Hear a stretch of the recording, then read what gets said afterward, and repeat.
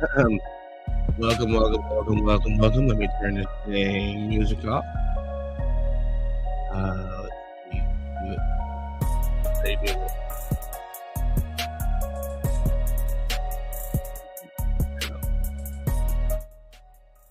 All right, what's going on? This is Thursday on the Porch with the Blacks. Of course, I'm your host all the time. Well, one of I'm not the real host. I'm just like a part-time part-time employee. What? Yeah, I just come to make sure we have a gathering together. Thank you guys for being here. I'm waiting for the real host of the show to be here, the Jigaboos who sent me videos. I just come to just press the button and say hello. I'm the button pusher. That's right. That's right, Yvette. I'm a button pusher. That's right. Oh, there goes your official host right there. Again, hold on, let me make myself smaller than what I am. There we go. There we go. There he goes. Hold on, let me get this background together. I forgot that was in the background playing. My good sir. Scheisse. There we go. That works right there. All right. Thank you all for being here. This is the Thursday on the Porch of the Blacks. Let's just get people out of the building. See what people got to say in the building from joining here. We got Mama in the building. She says, hello, everyone. Yvette says, salute. Be strong, stronger, stronger. Yes, I guess that. She's stronger than us. J Dub said, let's get it. Kingdom Mind always in the building. Good evening, Mama the Wrench, and everyone. J Dub's always here as well. J Faith, our new Puerto Rican black friend. He's a mixture. He's a Blexican. Is that what it is? No, that's a Mexican and black. Brecan. A Brecan or Bleakin. One or two. Whatever you want to call him. So let's see. We got Lawrence in the building. Jesus, I said Lorenzo. He says, "What's up? Hi, Tom." Vet says you're the button pusher. We're gonna keep going on down. We have a mixture. Yes, we do. And everyone says good evening. How am I feeling? I'm still sick, but a Blorican. Okay. Anyway, uh, Black Thoughts. How are you doing, my good sir? And I'm doing well, sir. How about yourself? where's your other brother? Oh, I'm good. I'm good. I'm just here so I don't get fined. You see, I put the original picture back there up. I mean, if you want me to try that, put the other one up so he can be a part of the group at this time. No, thank you, sir. Oh man. Um Sheesh. How man, this has been a long day. I mean, when I say long, I mean extra long day because I had to stay 9 hours today. 9 hours today. They got that whip out on me today. I was That's how I was at work today. It was boy, it was bad. No, not for me. But What'd you say? what I worked. I had the meeting this morning and worked about 8.5 hours. And of 8.5, I actually worked about two and a half. Shit, I only wish. And the rest was spent kind of gallivanting around and talking with contractors and, blah, blah, blah. All right. Well, we do have some Rumble people over there, so let's give them their little salute. We're just gonna make it this short one. Let's get ready to rumble! All right, thank you guys for on Rumble that are tuning in to the show. Again, if you want to be a part of the show, all you gotta do is comment in the comment section. You'll see certain things that come. Once you comment in the comment section, you'll see your message come across the screen. It's not one to come across the screen. Hold on. Let me see why.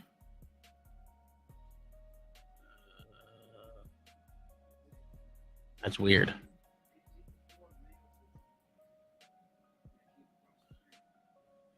Oh, for some reason my screen is low.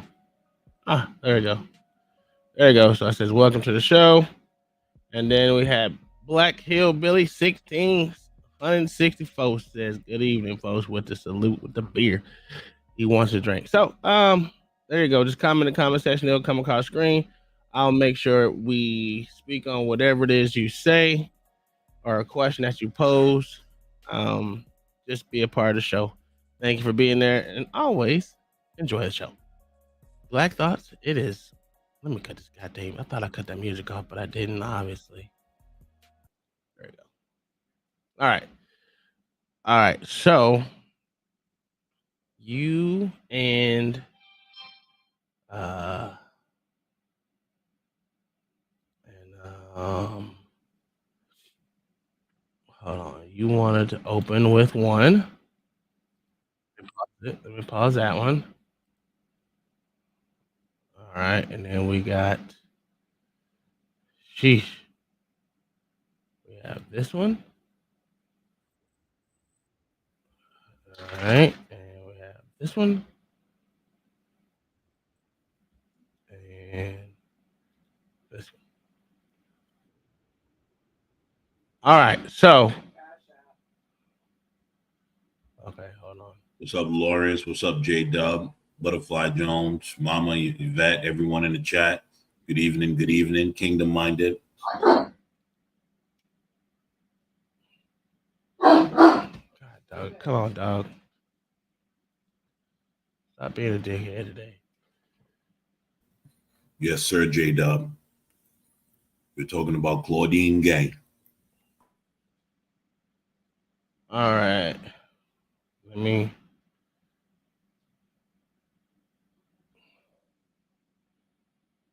Where is it at? Jesus, what is going on with me today, bro? I think it's your fault. There we go. Kingdom. Oh, God dang it, with these names. Kingdom Minded with a $10 super chat. Already, she said. Let's move this out the way. She said, "For my YouTube tithe early."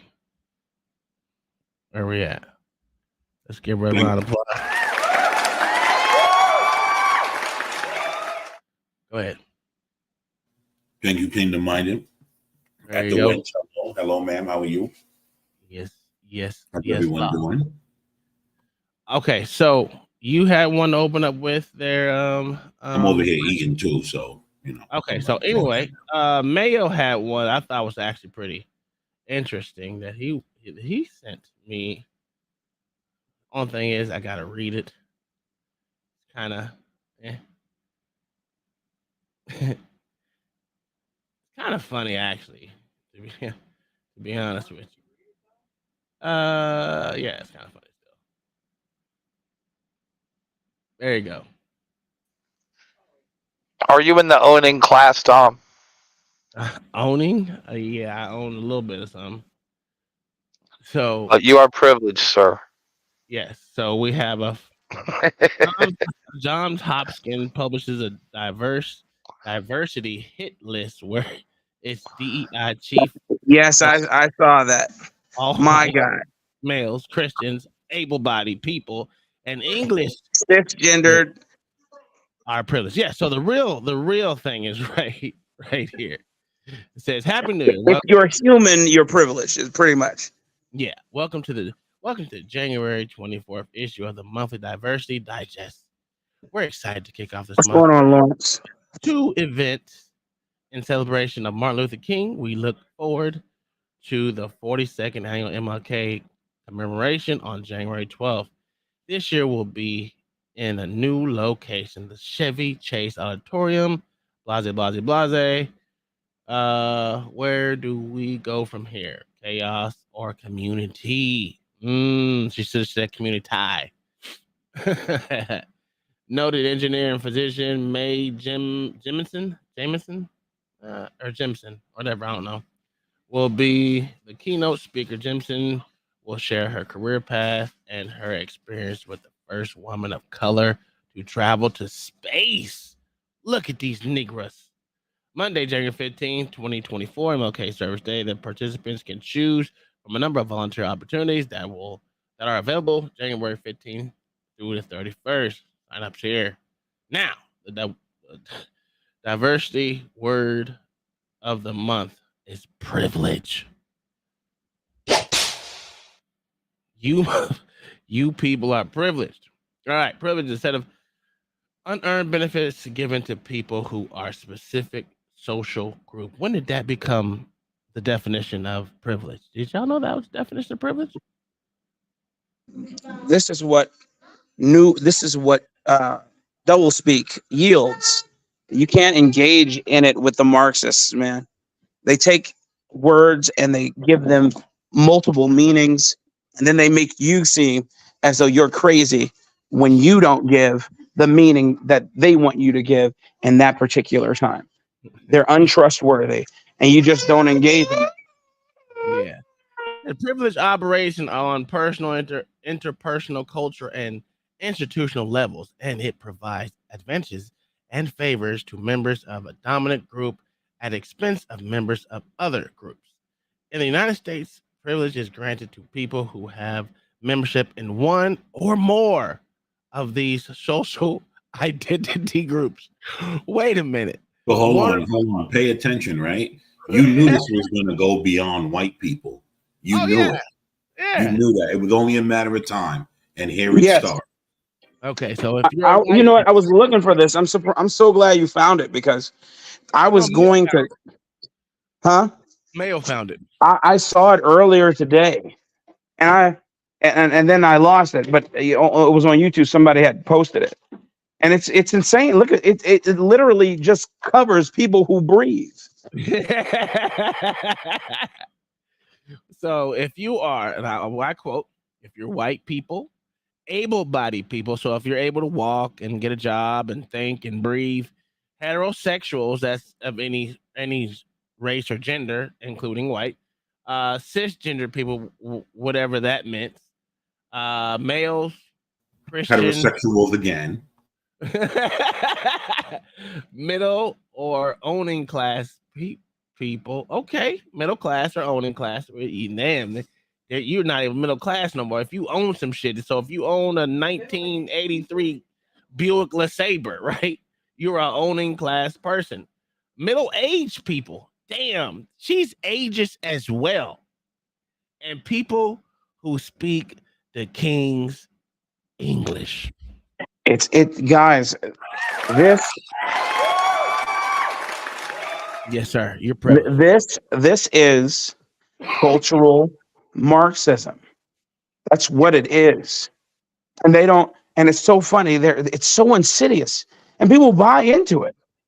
It's insane. This is insanity, and they are inculcated, man. That's why I didn't have any remorse for that purple-haired beast that was talking to Glenn Lowry that day that we dissected, because she's the arbiter of this.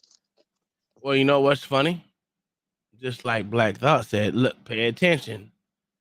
Black people no longer hold any type of specialty. Yes. So why you need reparations, partner, if you're privileged? So if you're privileged, then there's no more being that you're in what do they call it? What is it called? In the not downtrodden, the what you call it, class. What is it called? Why can't I think? The Underprivileged. It's oh my God, man, I'm old. You're infectious. it starts with an M. Hold on, check it out, right? I didn't even realize it said Minority males. class, or what did you say? Not minority class, but the marginalized. My wife said marginalized. Yes. Thank you. Oh, yeah. No longer marginalized. Yes, but Black Thoughts, yes, they covered men. So it's not even males, white men. Christian. Yo, I'm telling you, listen, we all knew it was coming for black men eventually. They were only freaking white people into thinking it was exclusive to them. This is America. It's all males is coming after. Who's that woman? Well, that Look, can I just say, That is Can I just say, That is Claudine Gay, and that's a him. Sir. yeah, Claudine Gay is one of their priests, is one of the priests of the royal priesthood. She's one of their leaders. She's one of the ones who pioneered this BS and or champions it. And can I just say, this DEI, you have to be a special type of worthless to be appointed a DEI chief officer of DEI. You have to be a special type of worthless. I mean, your skill set has to be so low that you get picked for this. It's insane. They get paid hundreds of thousands of dollars, if not millions, to sit there and divine ways that you are privileged and should be silenced. It's amazing. And it goes all the way up to the highest rooms in government, all the way down to the lowliest classrooms in school. Well, the chick is black, right? So since how the chick Yes, she is. And she is there a picture of the hoe? Let me see if there's a picture. Yes, there is. She's a short-haired. There she go. So yeah. this woman right here, right? This woman right here has told all you people that y'all claim to be marginalized and everything, y'all have no more specialty to y'all. Y'all are just average, not even average. Y'all just regular old American niggas. That's truly what you are. You know, she even tells you you're not special. Yo, what she didn't say. I love how if you want to leave immigrant. Yo, I love how these black women don't realize that the white liberals are making them the face of hate. It's amazing how they don't realize. Yes. They really think they're going somewhere. All you're doing is making yourself the face of hate. Because guess what? The same white liberals are going to turn on you when the pitchforks start coming. They're so stupid. Yes, they are next. They are next. So when I was reading it, I was like, oh yeah. Mayo, I can't say that you didn't find a gemstone right here, because this just makes it more.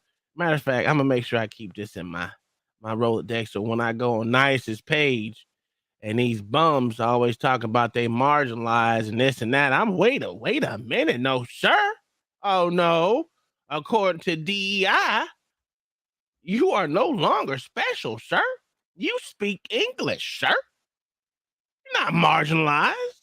You're a heterosexual, cisgendered male Christian, because we know all y'all are some Christians, and you're able-bodied. We're about 2 steps from college students going home and burning their parents' homes down. That's a fact. Yes, that's a fact, man. So and sending their grandparents to the fields to die. I'm telling you, this is Mao's Red Army, except the rainbow version. Can I? Okay, so yeah. Go ahead. Sorry, go ahead. No, I was just saying, like I said before, this is the rainbow army we're dealing with. Not, you're going to see it. Go ahead. So I want to ask, it says middle or owning class. Yes. Middle now, class. I want you to notice something, how they left out the billionaires and millionaires that are paying them. Middle or owning class. So only middle class is the problem, not the guy with the 5 jets and the 6 yachts. He's not the problem. Well, they own something, sir. No, but it's middle, sir. The language was very deliberate. She was deliberate. She wasn't talking about her Jew overlords. No, she was talking about regular folks. Yes. Okay, well, hold on. Wait. Okay, go ahead. And middle-aged people? That to me doesn't even make sense. So what's considered middle age now? Because nobody's living to 100 barely. So that can't be considered middle age. So it got to be where we are at this point. Yes, they're talking about they're talking about us. They're talking about the millennials. Well, so I look at it a little bit different than y'all. Well, not all right, go ahead. Yeah. How do you look at it? I'm just saying, it says if you fit one or more. So if you can speak English, no matter if you're a billionaire or a dollaraire, whatever, however you want. A dollar millionaire. Yeah, there you go. Yeah.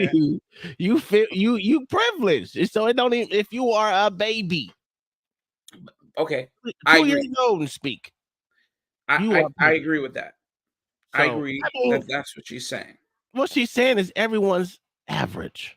So y'all are looking at it the wrong way. She's saying everyone is privileged. That's what she's saying. So don't think that you're special. That's all.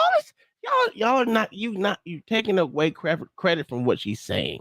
No, we agree. I agree that, Oh. that's what she's saying. But what I notice is that she doesn't deliberately call out the so-called 1% of the 1% because Oh. she knows from whence cometh her help. That That's doesn't. why she said middle. Yes. No. See, people just want to gloss over that, but there's a reason why she said middle to be specific. I was just bullshitting. Go ahead, Mayo. Yeah, but she also didn't mention the overly matriculated class. Yeah. Not one time did she put woman on there. No, because women can't be privileged. They're children though. Though by her definition they can, because she said Everyone that speaks white people, there are women and white people.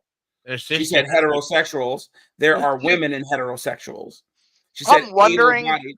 Yeah. I'm wondering if this was supposed to be white people, and then the other dots under it were supposed to be listed to the side. Right. You know what I mean? Yes, I do. The thing is, these people have to live in a perpetual state of revolution. Mhm. It's the only way. If they aren't, then they become what they despise, and then there can never be a plan. There can never be policies. Their plan is anarchy. Their plan is to disrupt, always disrupting, never planning anything coherent, never creating actual laws that will help expedite assistance to the government, the people who live within the government or within the nation. All they want is to tear down. That's it. And they get paid handsomely to do it, man. They get paid handsomely to do it, as all these companies acquiesce, because BlackRock and Vanguard and the people who run those companies Can I finish what privilege means? Well, what privilege is, sir? Because Just real quick, go ahead. can we welcome this heterosexual, cisgender, Christian, middle-aged male to the panel, please? English-speaking middle-aged male, please. Welcome, Hello, sir. how are you, sir?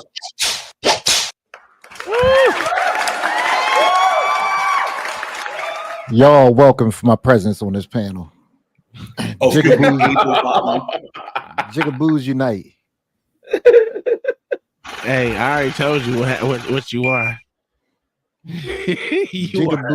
Jigaboos unite. Yeah. So privilege is characteristically invisible to people who have it. People in the dominant groups often believe they have earned the privileges they enjoy, or that everyone could have access to these privileges if only they worked to earn them. In fact, privileges are unearned and are granted to people in the dominant groups, whether they want those privileges or not, and regardless of their stated intent. Nobody's paying attention. Pay attention. Mayo. I just want to let y'all know my reading today was It's on an 11th grade level. Congratulations. I was just Maybe you should work late every day, Tom.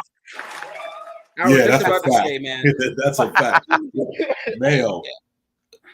You want to know how you know it's not specific to whites anymore? Read the part where she said dominant groups, not group. Yeah. I'm telling you, it's over, bro. They done lumped all the men in. It's over. And I love how home ownership is a privilege. It didn't even specify homeowner. It meant just owner. I mean, you can own a. Well, owning class would also include homes. Include homeowners.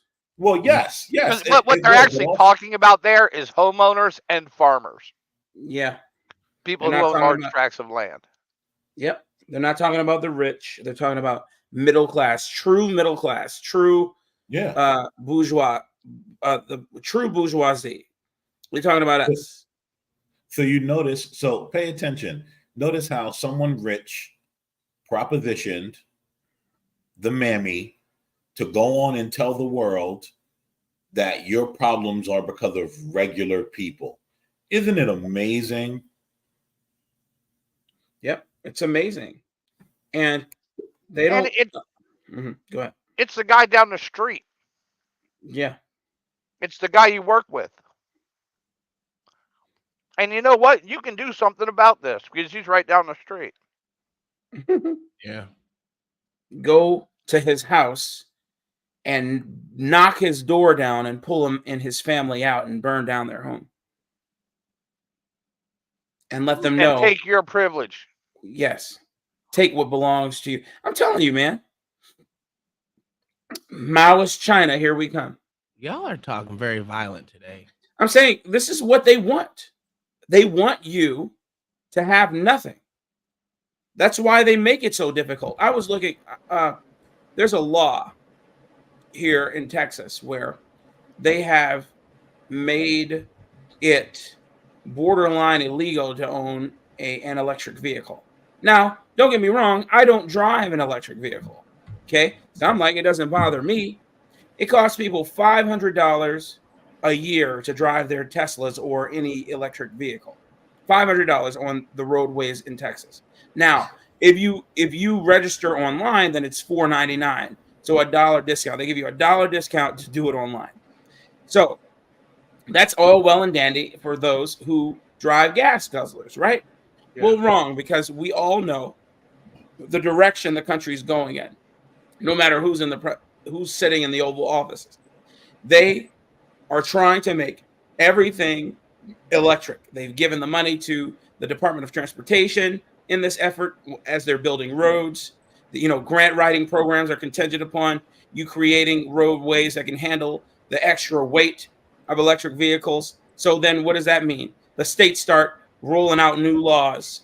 And so in the next 20 years, or not even 20 years, next 5 to 10 years, Texas is going to go the way of California and or New York, where they're going to be pushing electrical vehicles, even though they say, oh, no, we're never going to do that. We're always going to be a gas state. Yeah. Hold my damn coffee. It's insane. Yeah, they're making up for the gas tax loss. Yeah, they are. But I'm saying, and they know that listen, they didn't create this law for no reason. They didn't do it so that they could punish electric vehicle companies. They did it because they knew that eventually these laws are going to make it so that you have to drive electric vehicles. And so they're trying to capture that class 5-10 years hence so that later on they don't have to scramble and create a law. They already have it in place. So then when your black ass, your white ass, your Asian ass goes in to get a vehicle and all they have is electric vehicles at the showroom, you're like, damn, I got to pay $500 a year to drive my vehicle. Well, you smart people keep on believing what they tell you. These these goddamn electric cars are gonna be for y'all. Well, wait till they start taxing your solar panels by the square foot. I'm telling you. Well, I don't have solar it's coming. It's no, but Uncle Tom, we know what we don't have. You know that we haven't subscribed to this, but it doesn't matter because that's the way it's going. Mm-hmm. You're a proponent of blacks. You're crazy if you think they're going to allow Orange Man in the office again, right? You tell me this all the time, and you say they're going to create a means of making sure he doesn't get out. I mean, he doesn't get back in. And no matter what we do, that's the way it's going. And so I see that with all of their efforts in electric vehicles and all these new laws that they're ratifying to capture that class. We're all going to be in that class in some shape, form, or fashion, and we're all going to be taxed for it. It's insane, man. And they're just trying to find more money to rip out of your pocket. My God, man. It just never ends. That's a fact. Okay, so we do have that first one. Do you have a timestamp where you want to start at? Start at the beginning. Okay. Which one are you talking about? Well, each one to start with the. Let me go back to the. With Black Thoughts. Yeah. He start off with the Joe Biden part. So let's go to that one. What's up, LA? How you doing, brother? How was work today? I didn't have work today, but I had doctor's appointments, bitch. But it finally occurred to me that I'm not a cop anymore, so that was interesting. So you done? Yeah, they sent me the paperwork, so Get us sign them papers. so it finally occurred to me that I'm a civilian. Damn. That shit didn't occur to you. Shut the hell up. It did, man. I'm telling you. Because you still think like a cop. Was it bittersweet? Yeah, it actually is, man. I ain't been a civilian. It always is, man. I ain't been a civilian in damn near 20 years. This is something new. I don't know what to do. It's different. You about ready to cry? Go live your life. No, I ain't gonna cry, but all right, hold now on. I gotta see things from your point of view. And Blacks, you were talking about bourgeoisie. Karl Marx was talking about killing all the bourgeoisie. I know. We're the bourgeoisie. He's talking about killing. Yeah, he was talking about murder and all of them. Dude, believe me, I know the lingo and the bourgeois. That comes from Robespierre during the French Revolution at the turn of the late 18th century, when they had the French Revolution. That's where they coined the term bourgeoisie. Just talking about a guy. The bourgeoisie was somebody who could afford a hat. So if you could afford a hat, you were considered middle class and bourgeois. It's ridiculous. Yeah. And I have a question for you. Anyway. Yeah, go ahead. I'm sorry. No. He said he wanted the streets to run red with their blood. Yes. It was pretty goddamn sick. Yes. When Mao talks about comrades, he's not talking about his fellow countrymen. He's talking about people who subscribe to what he subscribes to. Because there were plenty of poor people who didn't subscribe to what he was subscribing to. If you didn't, you weren't a comrade, you weren't a citizen, you were the enemy, and they had full rights to maim, murder, and steal from you. This is what they do, man, and this is what they want. All the pundits, man, all these people, the Cornell Wests of the world that people champion like he's smart and he isn't. The freaking, huh? I say the same thing, and everybody who's socialist, just black people who's socialist, just crack me up, because Karl Marx was one of the most racist individuals you ever read about in your entire life. No, they have to overlook that, just like they do with Joe Biden. Look how many people, because you can be like, if you voted for Joe Biden, I don't know how you can think of him, because that nigga is racist in the motherfucker. Yes. I mean, you got to overlook it and just give it a pass for it. So that's the only way you do it. One of his daughters was married to a half Spanish dude. He was half Cuban, and he used to call him a tropical nigger. That's how he used to reference him in his book. He used to always reference him as tropical niggers. Did they play your retreat song for you leaving? They give me your paper? No, I ain't getting no retreat song, sir. What the fuck are you talking about?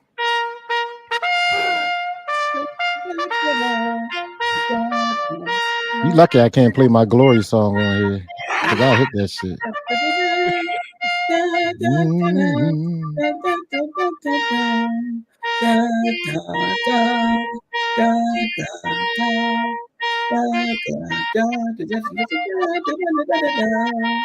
Present on. That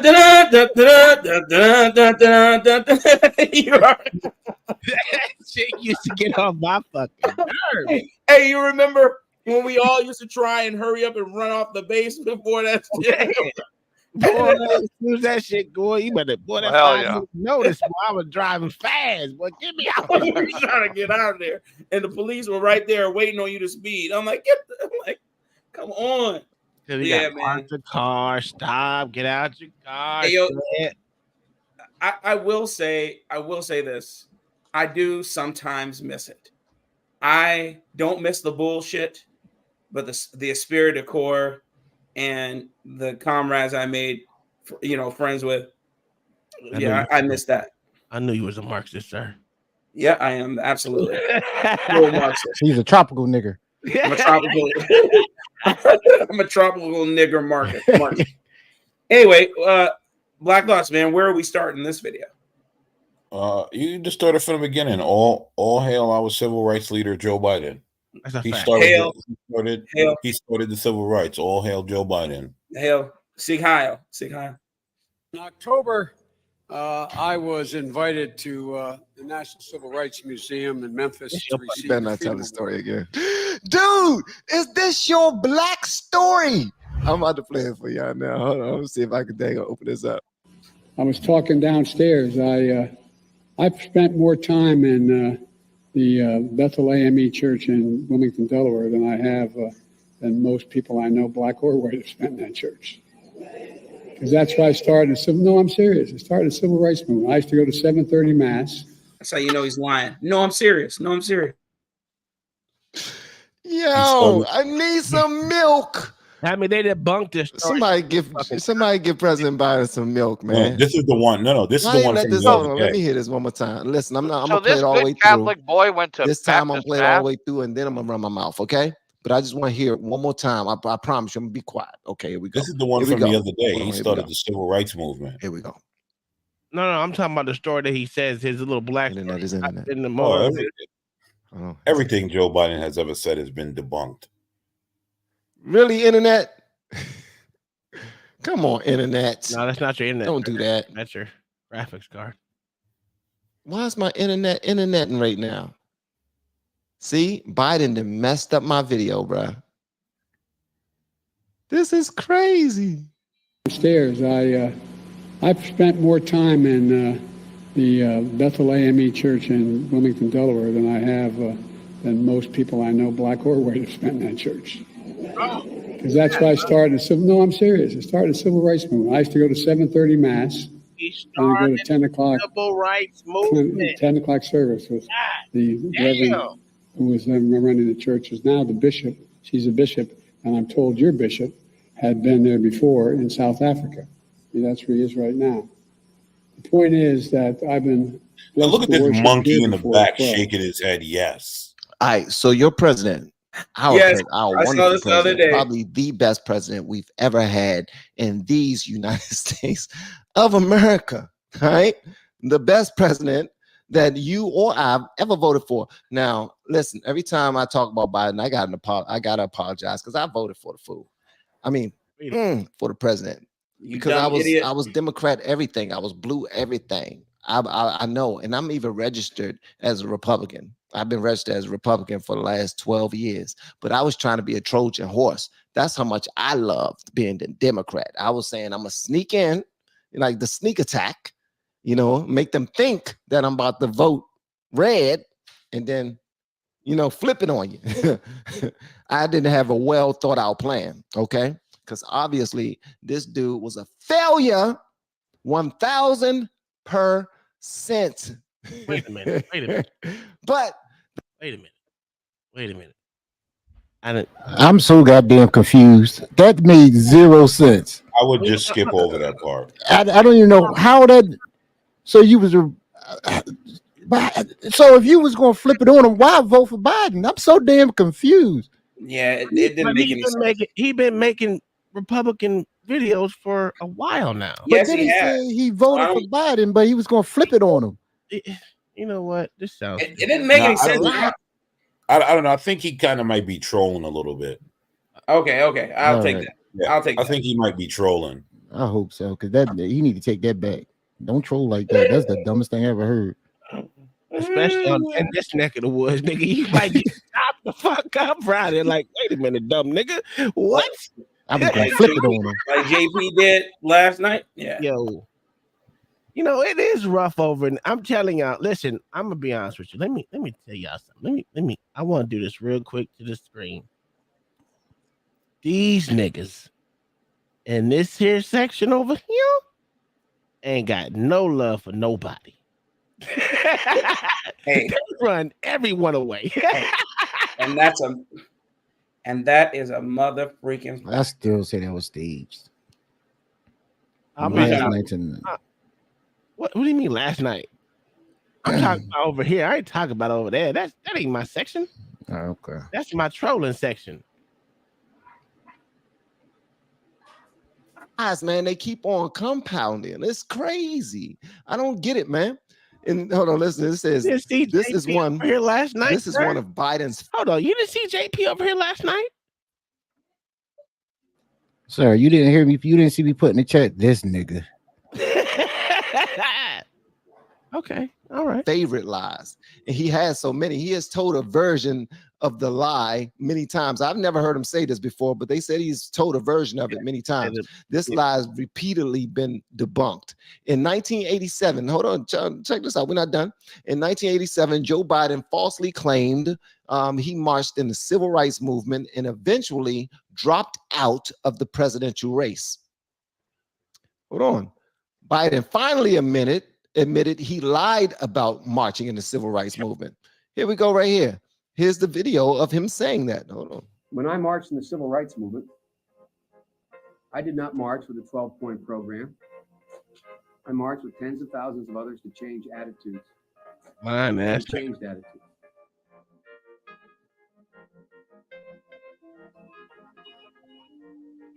When I was 17 years old, like many of you, I participated in sit-ins to desegregate the restaurants and movie houses of Wilmington, Delaware. I came out of the civil rights movement. I was one of those guys that sat in and marched and all that stuff. Why they want to desegregate restaurants when white people don't season their food anyway? That was just weird. Right on, brother. During the 60s, I was, in fact, white people very do season concerned their about food. the civil rights movement. Some of the I was fucking not best an chefs activist. in the world I are worked white. at an What are we all-black talking swimming about here, pool sir? in the east side of Wilmington, Delaware. I was involved. The black I was man discovered chefs. involved in what they were thinking, what they were feeling. I was involved, but I was not out marching. I was not down in Selma. I was not anywhere else. I was a suburbanite kid who got a dose of exposure to what was happening to black Americans when I'm in my own city. On already.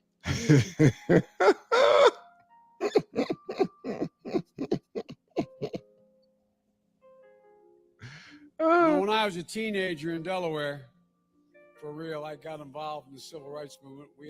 Do you tell this story whenever you're around black people? It's just... Hold on. Okay, we got some black people in the room. Hey, Joe, tell the story. They love this one. Ooh, this about to be a good one. You got to tell your black stories when you're around your white, when you're around your black friend. Listen, white people ain't nothing more racist. You telling your black story. Then waiting until you're around your black friends so you can tell your favorite black stories. Even if you got to make them up on the spot. Look, I'm around black people, and the only way I can relate to y'all is by telling y'all a couple of black stories. That's the only way you trust me. That's the only, listen, back in 1619, I was the only white man to free slaves. They tried to kill me. They tried to kill me. Huh? That was. But look at all these Negroes. These some dark niggas. All females. No, sir. I believe the term you're looking for is mammy. Okay, sorry. All mammies. All fake hair? Yep, all fake hair. It's amazing. It's amazing how much. Yeah, okay. Wasn't me. I wasn't born in. Okay, my grandfather. That was my grandfather wasn't born in. Okay. My great-grandfather. My great-granddaddy was the only white man back in 1619 to free a slave. Professional mammies. Yeah. It was Jeffrey Biden. This dude is a clown, man. We have the 8th largest black population in America. Most people don't know that. Delaware does not have that. And I'd go to 8 o'clock Mass, then I'd go to Reverend Herring's church where we'd meet in order to organize and figure where we were going to go, whether we were going to desegregate the Rialto movie theater, what we were going to do. I got my education. Hey, this lady right here don't look like she believe him at all. She giving them that side out of. Nah, she believe him. What you gonna say, sir? You want to know the sad part? Whenever somebody look down on you like this, they all know he lying, yet they just sit there and accept it. That's the crazy part. That's like the white that's the black woman zaddy. What are we talking about here, sir? Yeah, you're right. What are we doing here? They don't trust nothing you say. Remember, a qualifier for being black is voting for Biden. That's a fact. And that's what she doing. All of them, none of them look like. Please tell me one of these ladies, which one of them look like they believe him? They following along. They like, man, woo, he was in the civil rights movement. He started it. Did you hear that? He started the civil rights movement. This dude is a genius. For real, in the black church. For real. That's not hyperbole. It's a fact. Not hyperbole. I got my education in the black church. Dude, is this your black story? This is his black story, man. Whenever he look and he sees some black people, ooh, I wasn't planning this, but I'm ready. I got a black story right here in my pocket. I'm about to tell it. As soon as he turned around, he see a black person smiling at me. Oh, I got a black story for you. Yeah, I got a real black story for you. Not a joke. Because when we used to get organized on Sundays to go out and desegregate movie theaters and things like that, we do it through the black church. I was no big shakes, Reverend, in the civil rights movement. Just a kid. I got involved in desegregated movie theaters and helping. You may remember Reverend Moyer in Delaware and Herman Holloway organized voter registration drives. No, you lying. Coming out of black churches on Sunday, figuring how we were going to move.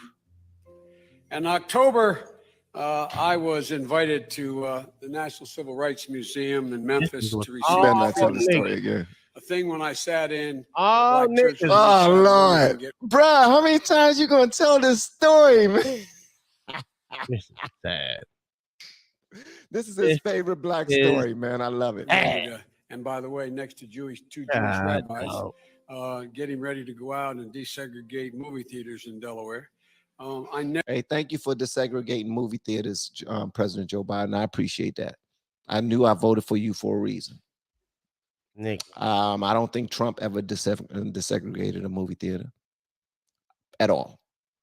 And if I'm wrong, people please write it in the comments. Let me know what theater Donald J. Trump desegregated and what civil right has Donald J. Trump ever started. Because I know that President Joe Biden, or O Biden, as some people might call him, desegregated a few movie theaters, and he started it. Never ever thought in my life keep going to black churches worthy of, and I'm still not sure I'm worthy of it. He loved him a black church. Man, shout out to Joe Biden, man. Listen. Until you can tell me a church that Donald J. Trump desegregated, I don't want to hear nothing about it. You don't talk about Biden, okay? Until you tell me a church that Donald J. Trump cared enough about to go and desegregate. Exactly. And if you don't believe him, haters are going to try to say that he don't lying. That's what haters are going to say in the comment section. Only a hater will say that. All right, but y'all let me know whatever y'all want me to know in the comments below. If you have yet to hit that subscribe button, please make sure you do so on your way out the door. Once again, guys, I am Van, and now we are all the LFR family, and I look forward to seeing you on the next video, and hopefully inside of all of my Patreons, locals, and whatever else we got. And if you want to learn how to grow on YouTube, please hit me up. I got some stories for you. I can tell you some people that has been doing it from zero, from scratch, all because I gave them some information. I was like, look, take this right here, do that. And they did it, and boom, they blew up, bruh. You trying to blow up? Okay. Holler at me. Okay. He's trying to blow up, sir. I'm trying to blow up, sir. Let me get his number. Because you know when a niggas... He's trying to be the Joe Biden of YouTube. When a nigga say blow up, you know he about to scam. That's true. Mama with the $5 said, next time I'm up, remind me to tell y'all my black story. It's a nail biter. We will. You could have said it's a whipping post. Never mind. Y'all didn't get that one. It's okay. I'm the only racist out here. It's okay. What else y'all got for me? That's it. We could jump in. Play the video from about Claudine Gay, our Lord and Savior. Which one though? Which one, nigga? The one that talks about her eviscerating the career of Roland Fryer. Okay, I'm gonna tell you which ones we have. Are you ready? You listen to what I got. I got good old Glenn. So that wasn't it. No, not that one. Howard University with Claudine being exposed as a fraud. With the You don't want to play that one first, Blacks? You want to play that one last? Yeah, we can play that one. We can play the one about her being a fraud first. Okay. All right. Let's bring the fraudation up. All right, guys, we're gonna get into this fraudation today. Of our main fraudation, Mr. Claudine motherfucking Gay. That's what I'm talking about. How to be Mr. Claudine Gay. We're exposing these men out here in these streets for not taking care of their children. Woo, we glad to bring her out. Congressional investigation is being probed into allegations that the Harvard board actually covered up allegations about former President Claudine Gay's involvement in plagiarism and academic fraud.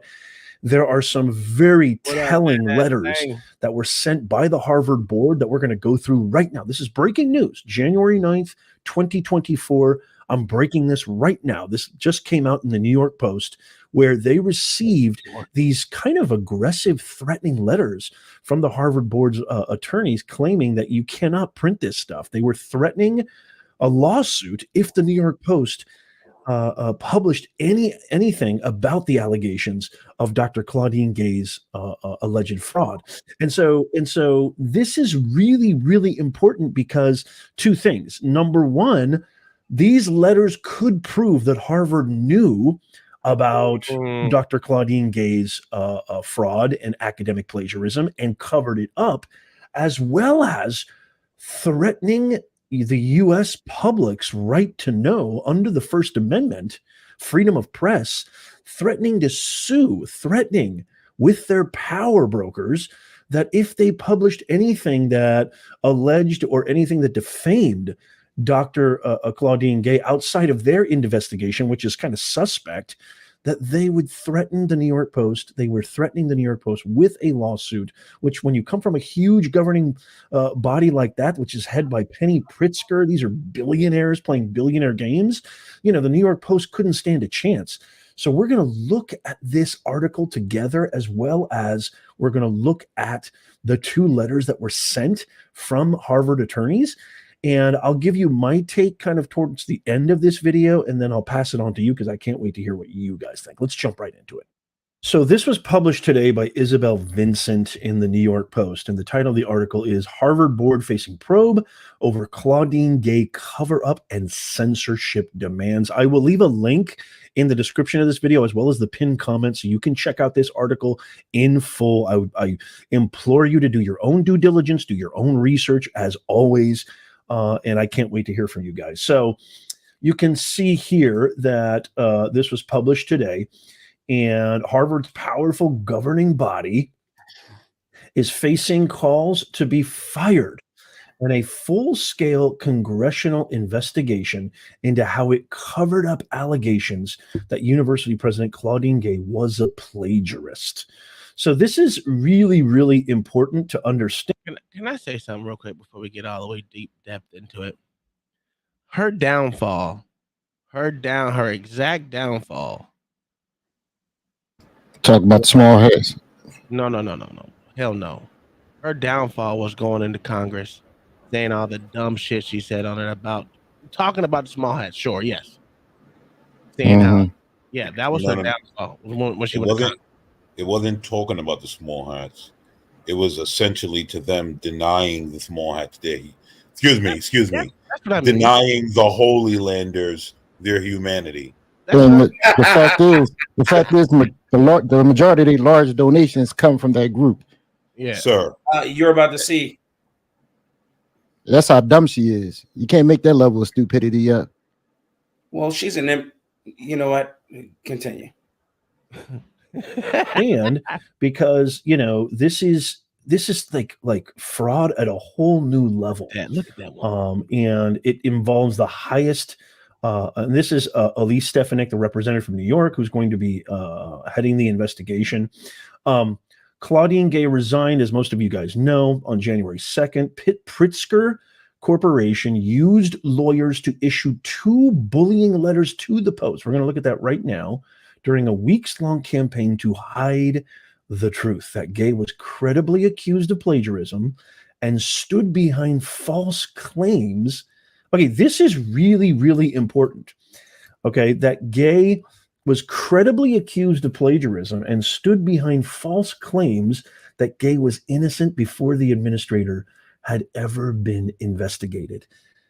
I want to read that one last time. Did the Clinton? They stood behind the false claims that she was innocent before the administrator had ever been investigated. So this was their golden goose. This was their manifestation that DEI was a working, constructive, the sign of the times, the sign of the future. This was going to be the course, the process and system that they were going to perpetuate for decades and decades to come.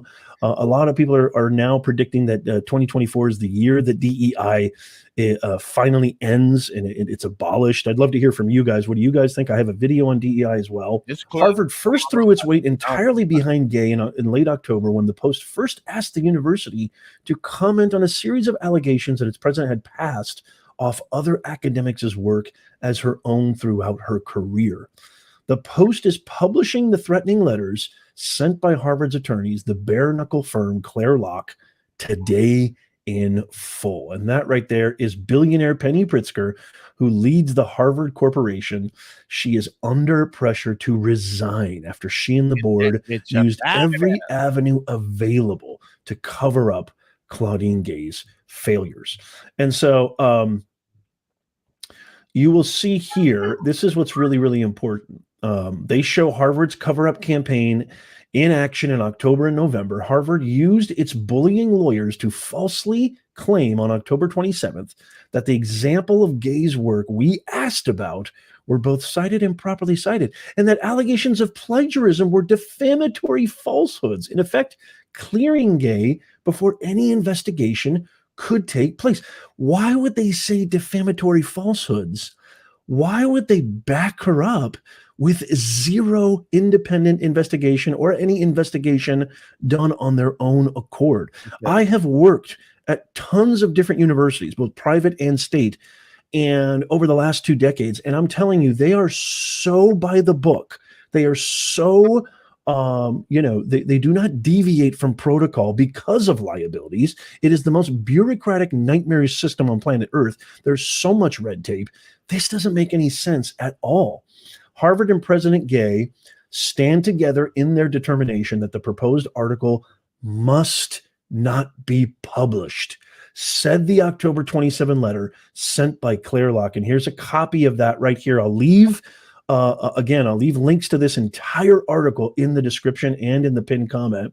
This was the first letter sent through bare-knuckle lawyers Claire Locke saying Harvard had already effectively cleared Claudine Gay just 3 days after it was first alerted to plagiarism allegations. That's interesting.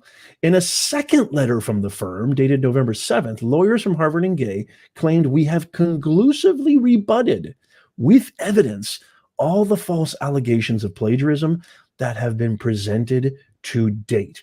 But secretly, the corporation decided to launch an investigation into the allegations, a fact, listen to this, I need to highlight this, a fact that it kept private, it kept secret from students, faculty, donors, and lawmakers who summoned Gay to give evidence to them and brought in a panel of outside experts who identities it is still covering up. I mean, this is amazing. And you can see all the, these are the actual letters with the blacked out names there. On November 7th, Penny Pritzker Corporation doubled down, claiming that allegations of plagiarism have been conclusively rebutted, but Gay was in fact under investigation for exactly those claims and was not clear. At the end of that probe, Gay made corrections relating to 4 of the plagiarism allegations the Post raised. That meant her work was not cited and properly credited, and that plagiarism allegations had not been conclusively rebutted. So that in and of itself refutes the attorney's letter claiming that they properly investigated and they conclusively rebutted. That's just not true. They just contradicted themselves right there. The article also does a great job of showing, again, I'm not going to go through all of this, but it does a great job of showing where what Gay wrote in her multiple dissertations and academic papers, and what are the scholars that she took them from. And so it's really, really egregious at a whole new level. This to me is an abuse of power at the highest level, and it's the most it's the most inflammatory, it's the most transgressive, and it should be penalized to the nth degree. And so this is really interesting too, that Pritzker and the other members of the board declined to comment to the Post.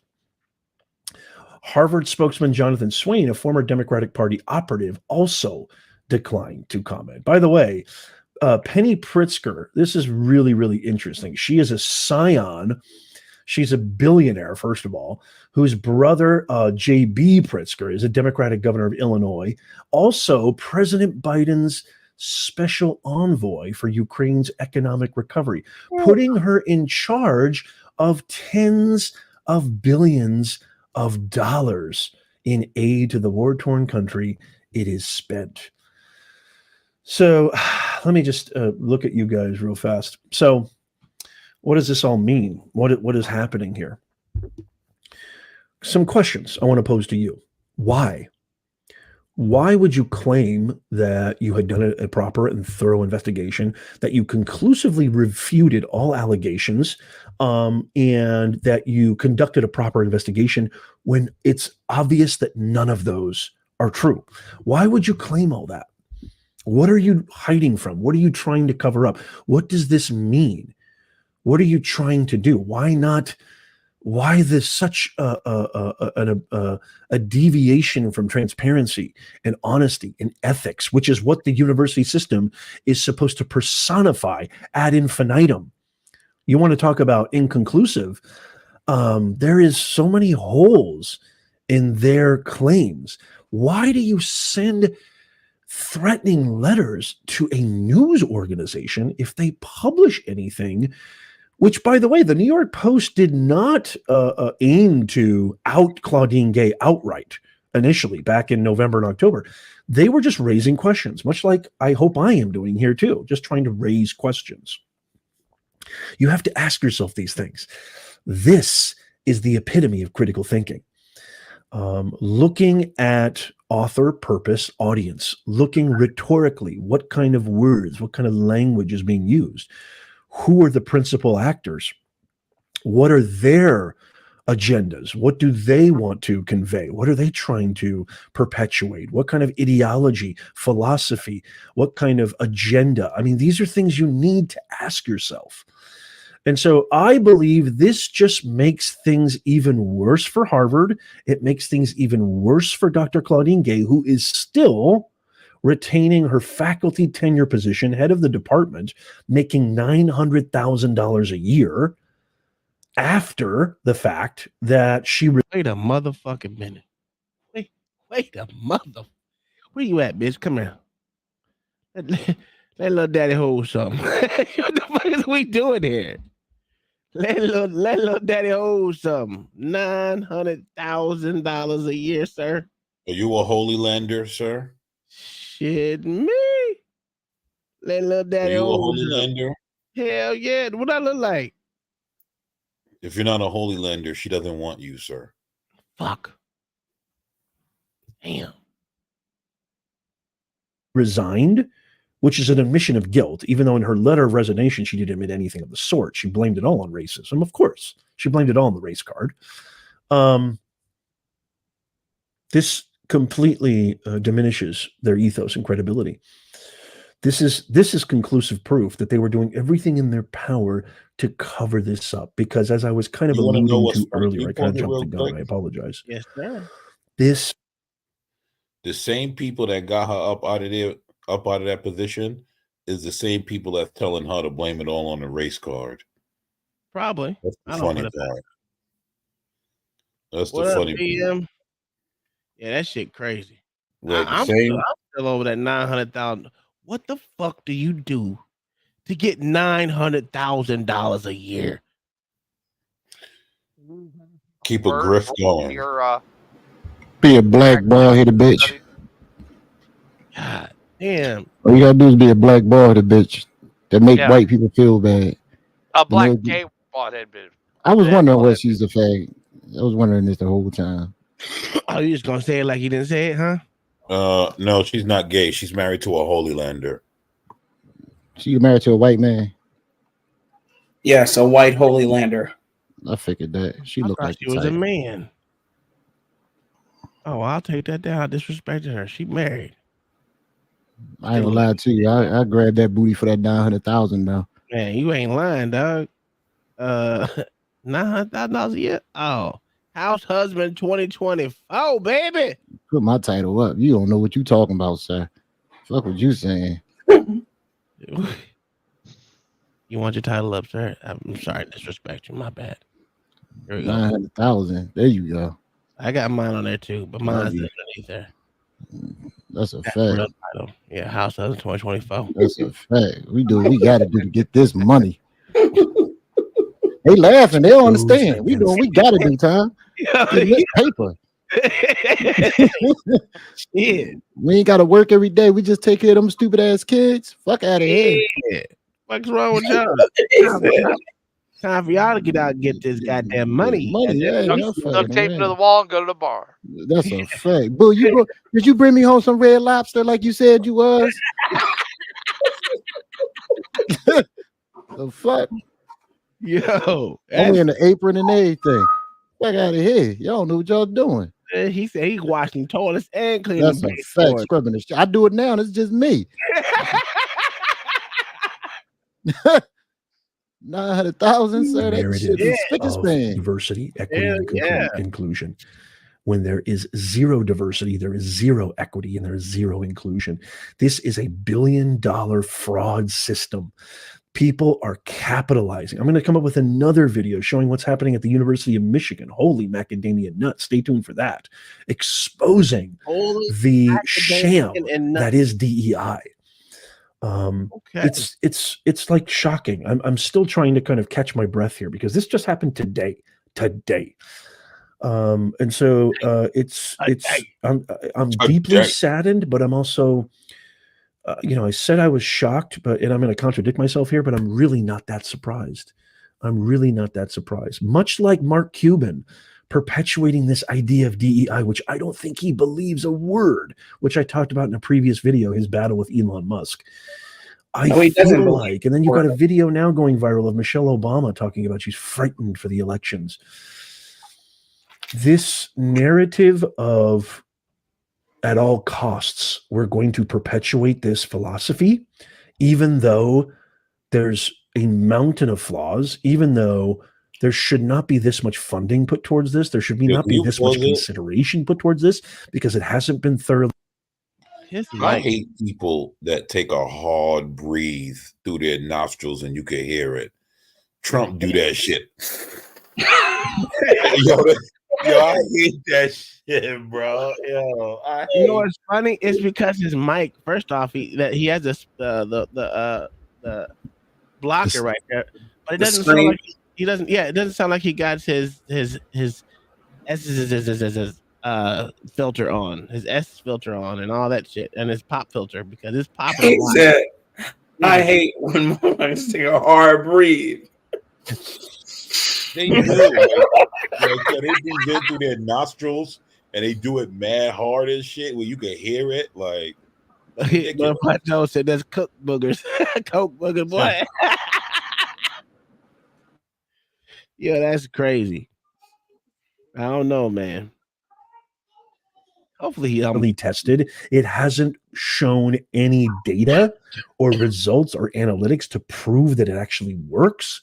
They're defending this idea at all cost because this is what they want to this is what they believe in. They believe in it without critical thinking. They believe in it because of some notion that there is this white devil out there who is, oppressing them at every turn, at every position, in every corner of capitalism and commerce and democracy. That's a fact. It is. That's what I believe. That's what I think. And they're going to defend it at all costs. They're going to defend it all the way up until the election coming up here in 2024 in November. What a year this is going to be. Holy And it already macadamia started nut. with a bang. I want to pose the question to you. What do you think about this? What are your thoughts on this, very, very bombshell of a article by the New York Post exposing the Harvard? What I think is this bitch get $900,000 a year. God damn it! Where did the whole at? Hey, Mr. Gay, come on over here, man. That's a fact. Drop that cracker. Come on back over to the black community. Once you go black, you might get some whack. You know what I mean? She isn't even black. I don't give a fuck. She close enough. What are we doing here? If she's not black, then she right? That's a fact. No, that's not my point. My point Love is that bald head and everything. my point is she doesn't identify as black. Is my point. Sir, she identified as rich. She like That you. She identifies as she identifies as small hat because that's who's ramming her every night. Well, that's But- cool. I'll give her a fade. Don't worry about it. I'll fade up. I mean, I You cut say hair. you'll give her a fade because What? because her haircut ain't where it's at right now. But no, Y'all what just I mad. think I tell you what, Black Thought's just mad because she got more hair than him. You That's two. I bet you that house amazing. Let me find out where she live at. I'll be swimming in the pool and everything. I know that house amazing. you like it. Did you bring me my wine cooler, boo? That's a fact, bro. Hey, but what I think is she was a placeholder, a highly paid gatekeeper that they had at the who they finagled to the highest echelons of that terrible university. And you're about to see why she shouldn't have belonged there besides her plagiarism in the first place. With Well, the next what they did was they put her there to make sure that the guy that she replaced that type of guy never be seen again. Of course, yes. Because those type of guys are not allowed to be seen. There's only two type of men of color that those people like: bloody butt Homosexuals. and criminals. Yes. Well, the thing about now she's gone, the Chinese people might get a chance to get back in. Might get a chance to get back in goddamn in school. Because you know why they there? She wasn't allowing too many Asians in there. You only get two a year. Well, sir, she was only there for 6 months. I know. So She that only started long before her. It was goddamn. Why do white people always? And most of her 6 months was probably at least half of it was after the court decision. So they were well into that litigation, sir. Yeah. Okay. Hey, you can't blame everything on her. Yeah, you can. We blame black women for everything. You know that? Why are we doing this? You Oh, don't know this might be risky. Yeah, we blame. I'm sorry, I thought this was the Uncle Tom show. We blame black women for everything, right? Black women are the reason why slavery started. Let's don't get it twisted. What? We don't blame no one else but black women. Ain't that right there, blacks who identify as a black? That's right. Is this the right one? Yes. Okay, cool. Let's get it. Is he about to rap? Yeah. Welcome to Harvard, the platinum brand, the high temple of learning. A most unlikely man once made it through these gates. A man abandoned by his mom at birth, who watched his family disappear into the drug trade, and his best friends go to prison for armed robbery. This unwanted son escaped and through pure intellectual virtuosity pulled himself to here. That man is Roland Fryer, and once he got here, he did exactly what this place claims to do. Can you pause it real Inquire quick? along the frontier of intellectual discovery. Do you already hear the problem there? He's already dangerous for the narrative. You guys don't realize that? He's already dangerous for the narrative. Yes. He went against odds, so that would Already dangerous for the narrative because you can't go against the odds. The boogeyman is after you. So he's already dangerous for the narrative. Hey, Green Sunshine, thanks for subscribing to the show on Rumble. Hey, if you feel like commenting in the chat, it will be going across the screen as well. If you would like to come up to the panel, well, whenever I'm told to drop the link, I'll drop the link. But any other day we have open panels. All right, here we go. How dare him believe that because he had something hard happen in his life that he can become someone? That's not how it works. You must die on the cross like George Floyd for the community. Don't ever think you're going to be this guy. Anyway, go ahead. Discovery. Roland asked maximally provocative questions about racism, schools, policing, and he made some discoveries. These discoveries were treasonous, exploding the political pieties that saturate this place, and Harvard destroyed him for it.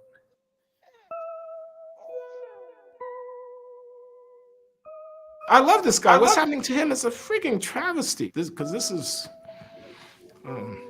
so I'm very passionate about it. This is the most cold-blooded murder I've ever seen. Do you want to know what happened behind these cathedral walls? Do you want to know what happened to Roland Fryer? Black on black violence. Roland introduced himself to me by coming up to me at this conference after I had made a presentation. Paid for and funded by holy I want to lenders. work with you. To which my response was, well, man, a lot of people want to work with me. Who are you? Okay. We became friends. I mean, he was almost like an adopted son. One of his early papers that I thought was really extraordinary was this paper on economics of acting white. This is the controversial theory that many Black kids consider doing well in school to be a white thing, and that kids who excel in school will get labeled race traitors and lose friends. There's a party line on the acting white slander, they call it, which is that it's complete bullshit. Mounds of existing research seemed to debunk acting white by simply asking top students how popular they were and finding no social penalty for doing well in school. Asking a 13-year-old boy how popular is, it's like asking him how much sex he's having. I mean, you're going to get an answer, but it's probably not going to be the right one. Roland comes up with a different way to measure popularity. The students are asked, who are your 3 best friends? And so you can count how many times somebody gets named as somebody else's 3 best friends. He has this beautiful algorithm for constructing a popularity index, which he then correlates with the student's grades. And he finds that the curve of popularity rises up until about a B, and then it starts to tail off. Roland finds that Black kids do lose friends as they excel in school. Can you There's a press cultural pause? ceiling capping classroom performance. That's his second offense to blackdom right there. No, Use it. knowing math, using actual numbers to parse out a reality, things that are things that are actually measurable. That can't happen, sir. And he had his own algorithm. That's my point. It's And was insane. able to plot it on his own graph. That's amazing. Listen, that is completely dangerous. You can't have that. You can't have that in Black communities. It completely destroys any narrative that they are downtrodden and can't learn in normal classrooms. It's insane. Well, what I've heard in these YouTube streets is that's a fucking false lie. Is that all the smart kids, the kids that knew that they're really smart, never ever lost friends or didn't have. They had a lot of friends. They were always popular because they were smart. And they wasn't called white either. So yeah, well, and they that didn't works make a lot for women. That doesn't work very well for men. Yeah. And women, it's more based off of the snatch, a good looks and intelligent combination. Yeah. But I know I didn't live my life that I lived, so Well, also, but it's not just the, it's not just the Black community. It's actually just anyone who doesn't like an educated, straight Black man. That's that's the scariest thing in this society to everyone. Yes. Yeah, Anyone who does not like. When it comes to it, when you're actually in school, you're going through it. You're supposed to be a part of a community that looks like you. That's what most people stick to at that young age because it's tribalism. But no matter how it is, especially at that young age. So when your own tribe looks at you as something other than because how smart you are, you don't give a fuck about anyone else and how they make you feel. Yeah, so that's just my interpretation. And it's true. I wasn't particularly liked in high school when it came to intelligence. Always being told, why don't you just use words we all understand? I'm like, nigga, why don't you pick up a damn dictionary and then you'll understand the words I'm using. Go ahead. That's how I learned how to dumb myself down for dummies. Well, it still happens because it happens to Blacks on CT's channel every single time. Every time. That's just because he likes to use big words. Me, I like to be able to communicate with the common folks. He likes to feel like he's above them. He has that I'm better than you outlook, which is fine. There's nothing wrong with that, right? That's his arrogance right there. Mine is I'd much rather be on your level and still call you stupid and laugh in your face because you get mad because someone's calling you stupid. Tom, are you speaking with a feminist tongue right now? Yes. You're speaking with a feminist liberal tongue right now. You can call it that's okay. That's fine. But see, I can speak on your level and still call you stupid at the same time. Are you upset? I just asked you a question because that sounds like a liberal feminist tongue. It probably is, but being able to speak with the common folk is what most kids do that want to dumb themselves down. Just to fit in. I may not say that they may not. They still may be as smart as fuck as whatever, but they're going to dumb themselves down around people of their race, especially just to fit in. That happens more than not. Agreed. Are you teaching your sons to dumb themselves down to fit into Black culture? No, my kids are dumb already, so I don't really take that much. Yo, you gotta chill, bro. You gotta stop. It depends on which one.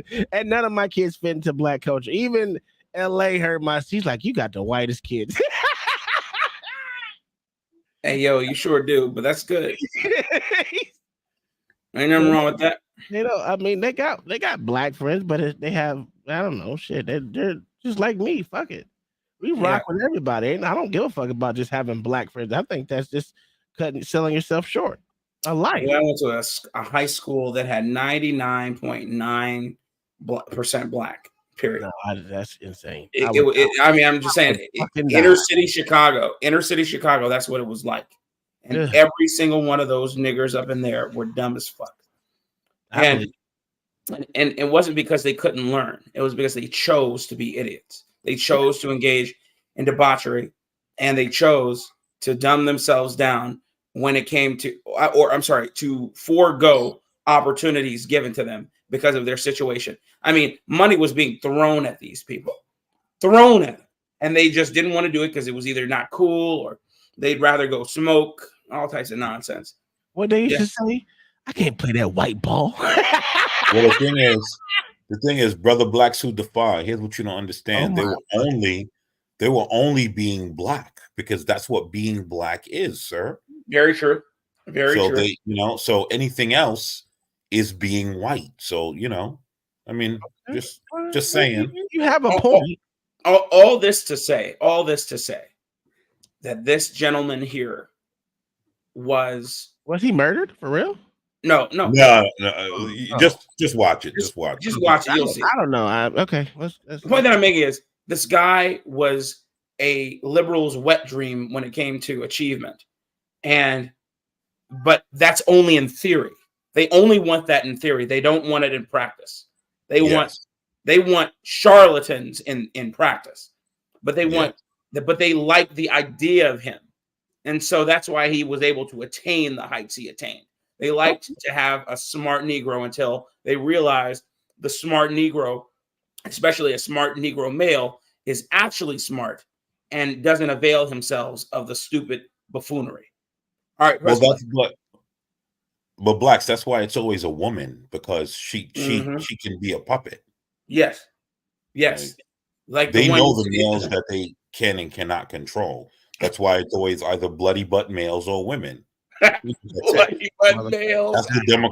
That's the Democrat Party's favorite type of black person or a criminal.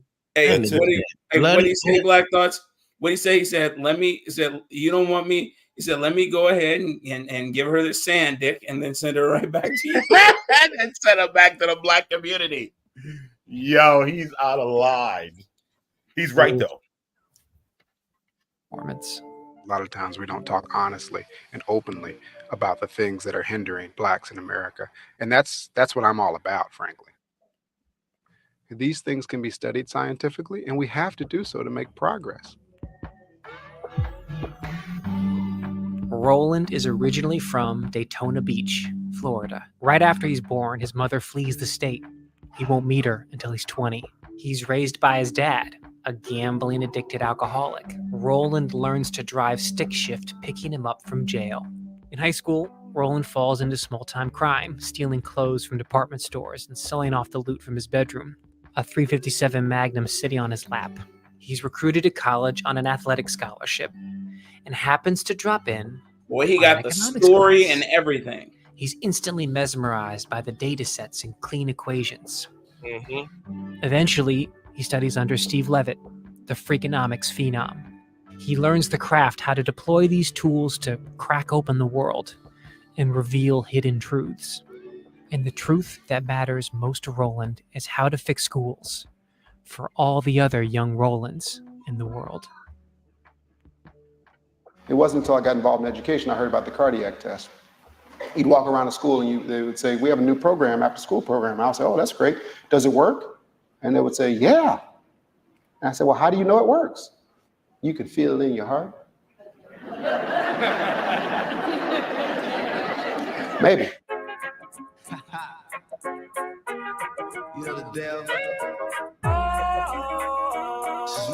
Roland's work brings him here to the Harlem Children's Zone. It's a revolution, taking in poor black kids and within 3 years getting them to catch up to and even exceed their white peers at richer schools.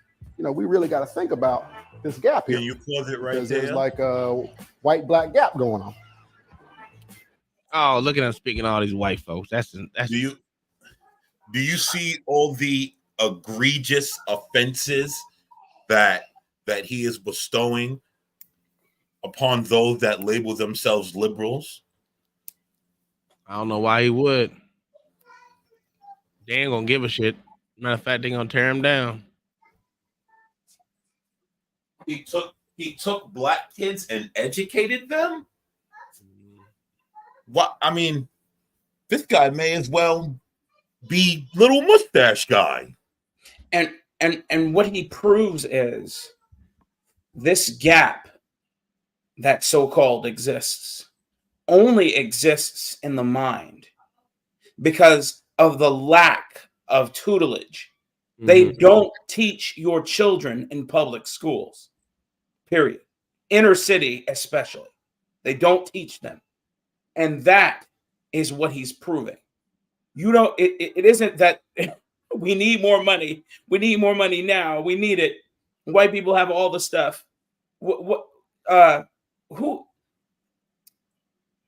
the school that my wife went to, they paid about $12,000 per child, and they had freaking arboretums in the school, planetariums in the school. They had 2 Olympic-sized swimming pools. The school was robust. So there weren't no black people there because they no, there's plenty of black people there. That wasn't the issue.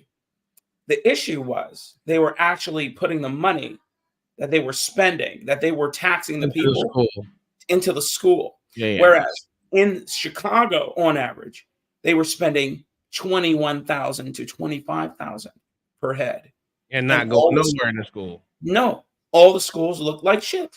Yeah, and all the money is going to administration. Here's the problem with that, because you look at that Maryland, every year when it gets cold, all right, the heaters don't work in the school. This doesn't work in the school. Like, bitch, y'all just got over $1 billion over there in fucking COVID spending, and you telling me you can't heat the goddamn school? You can't retrofit the school. What? You can't put a brand new boiler in.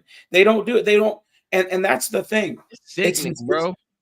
And like I said, it's always the allocation of money. It's never if the money's there, because the money's always there. It's just how you allocate that shit. No one cares, because the parents don't know about it, because they don't give a fuck to want to know about it, where this money's being spent. And then they're lied to. But when they're lied to, they don't hold these people accountable for they don't do their research. Yes, they don't do their research and hold them accountable. My wife's go ahead, Mayo. Go ahead. No, sorry. Blacks Who Defy. Remember when Linwood was talking about Newark's water? Yes. Water issues. Mm-hmm. I looked into that a little bit. In Essex County, New Jersey, there's 27 separate water districts. Which one do you think has the most money? The one that's supposed to be the worst. Newark.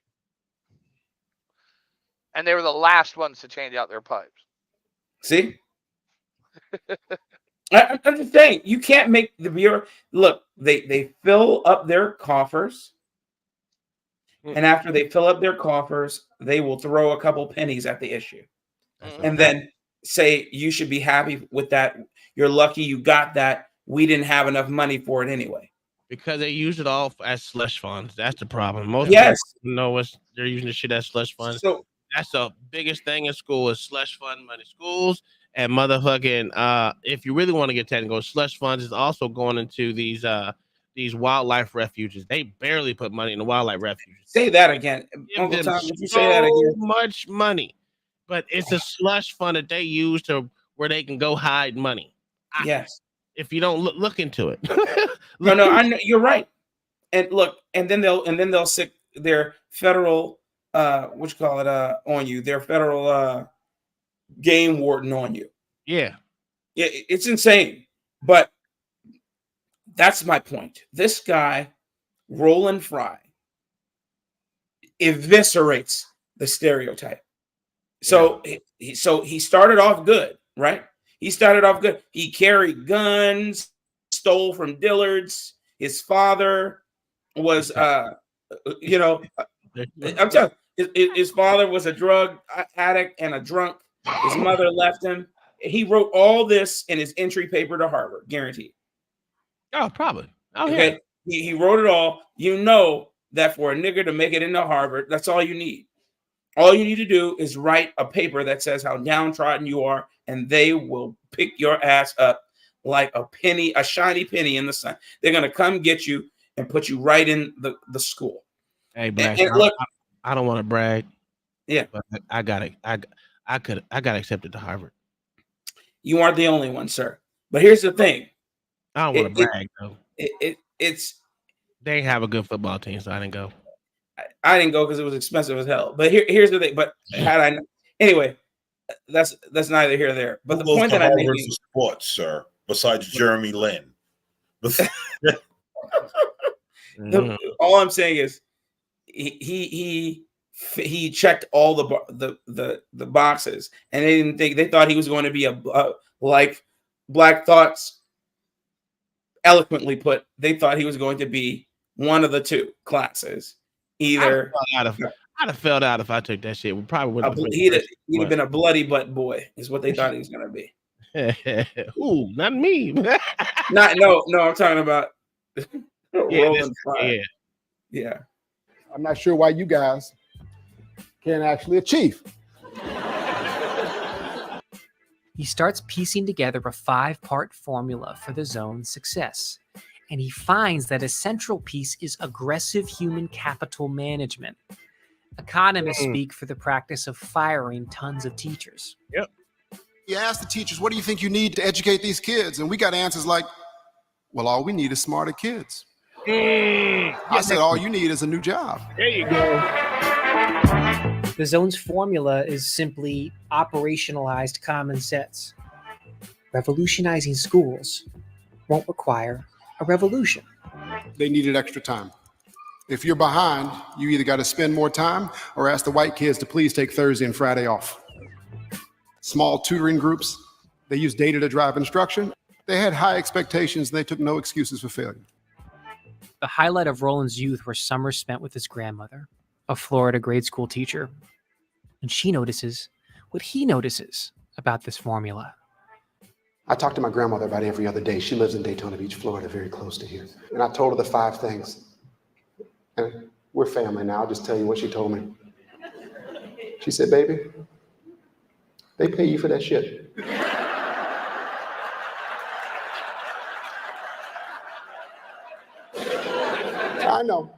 I know it's obvious. But if it's so obvious, why we're not doing it? Roland wins a MacArthur Genius Prize. He's a Time 100 honoree. Roland Fryer! Mr. Fryer, thank you so much. He's celebrated on national news. These are kids that a lot of people had given up on.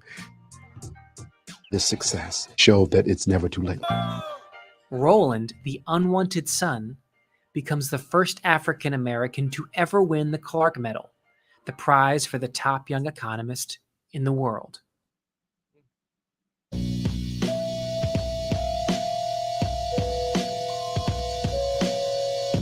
And Roland arrives at this mythic place.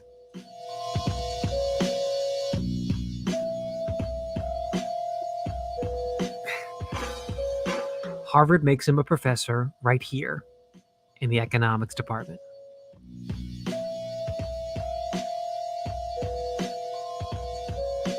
He was not a domesticated Negro. Okay? He walked around with his head held high, and he didn't tolerate fools gladly. One day in 2012, Roland found such a fool at a forum hosted by Harvard. And the day's fool was David Simon, the creator of The Wire. Simon traffics in a condescending nihilism, a skepticism that Roland's school reform work could ever make a difference. You could have the best school system in the world. They're not going to believe that it matters.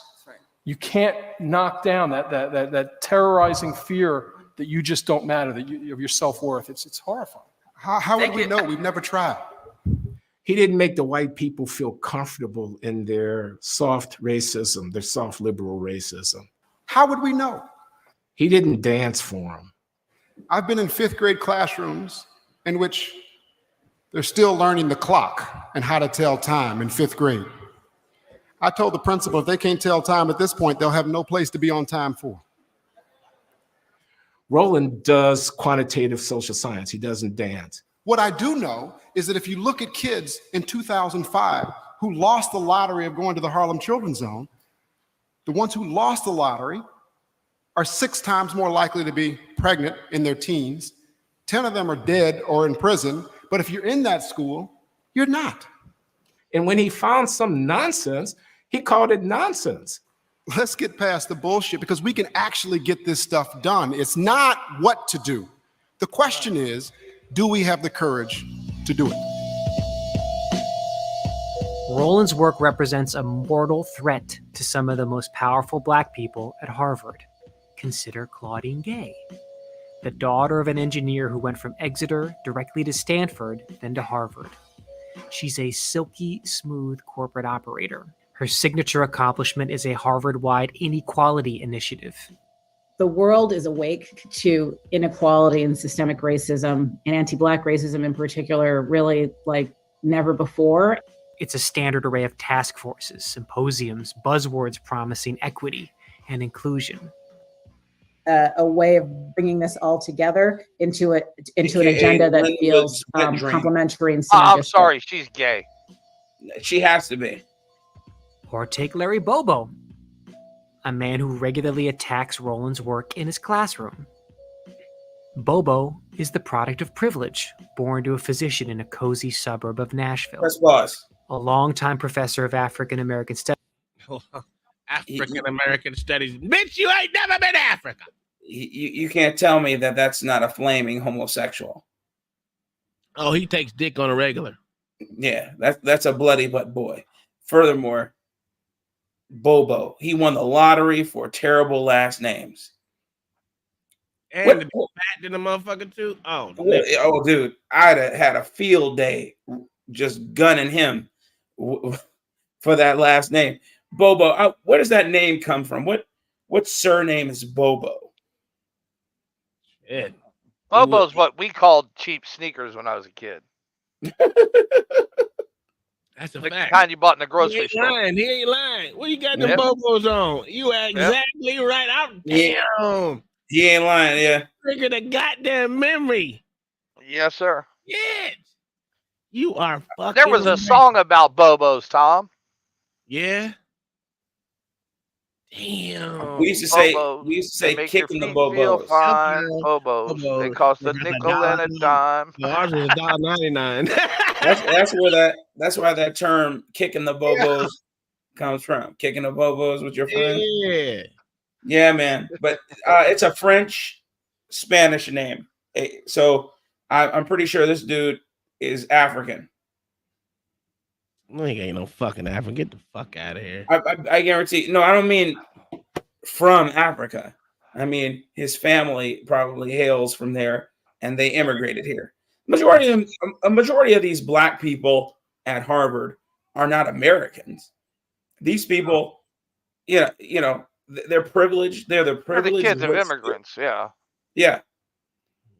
Of privileged immigrants. Yes. Studies Bobo has reached the coveted apex of his profession by doing this. Racism. You see racism, the terrible wound of slavery and attendant racism. This is the soft porn of Black pain, an empty, endless recitation of victimhood that gives ample moral pleasure to the God audience, damn it, that is not but actually accurate. accomplishes nothing for the kids Roland cares about. He's not into the minstrel show. He's more likely to tell you something like, you don't know a damn thing about what Black people's problems are. And he's more likely to say that not only to you if you're white, but if you're one of these bow tie wearing domesticated Negroes who's never seen the inside of a housing project, he might tell you a little bit of something about that. He might tell you don't know what a crack house is. You ain't never been anywhere near where there's gunfire crying out at 2 o'clock in the morning. You don't know where it came from. That's what he's likely to say. They don't like those kind of people at Harvard, I've noticed.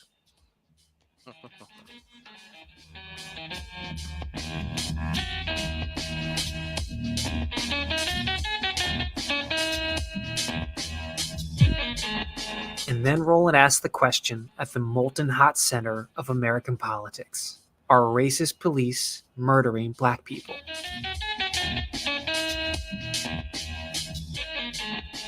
Oh, this is He what had got a him team lit. of his research Confederates go down there and read through the handwritten police incident reports.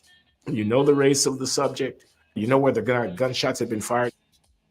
He was particularly interested in the use of lethal force. When would the police kill a suspect? Oh boy.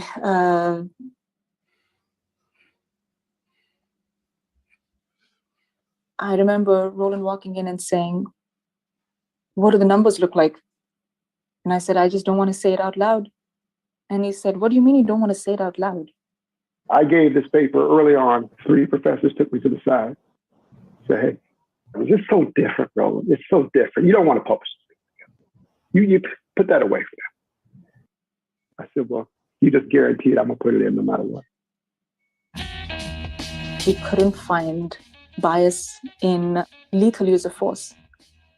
In fact, he found that it was less likely that force would be used against a suspect when the suspect was Black. The resulting media firestorm prompts credible death threats, and Roland is temporarily assigned around-the-clock police protection. I think the truth helps us, right? False narratives do not. I find it frustrating. I find it insulting that people would change the truth because they think they're trying to help us. They're just trying to help themselves. The truth is enough. I'm just following the data wherever it leads. What are you doing? They're just trying to help themselves. The truth. They're profiting from it, sir. That's what they're doing. That's what he said. They're just trying to help themselves.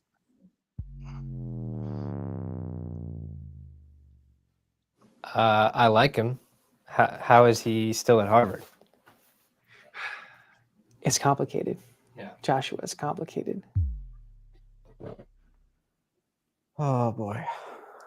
I want to do what I can to support what you're doing, even if I don't always know what the right thing to do is. You know what the right thing to do is, white.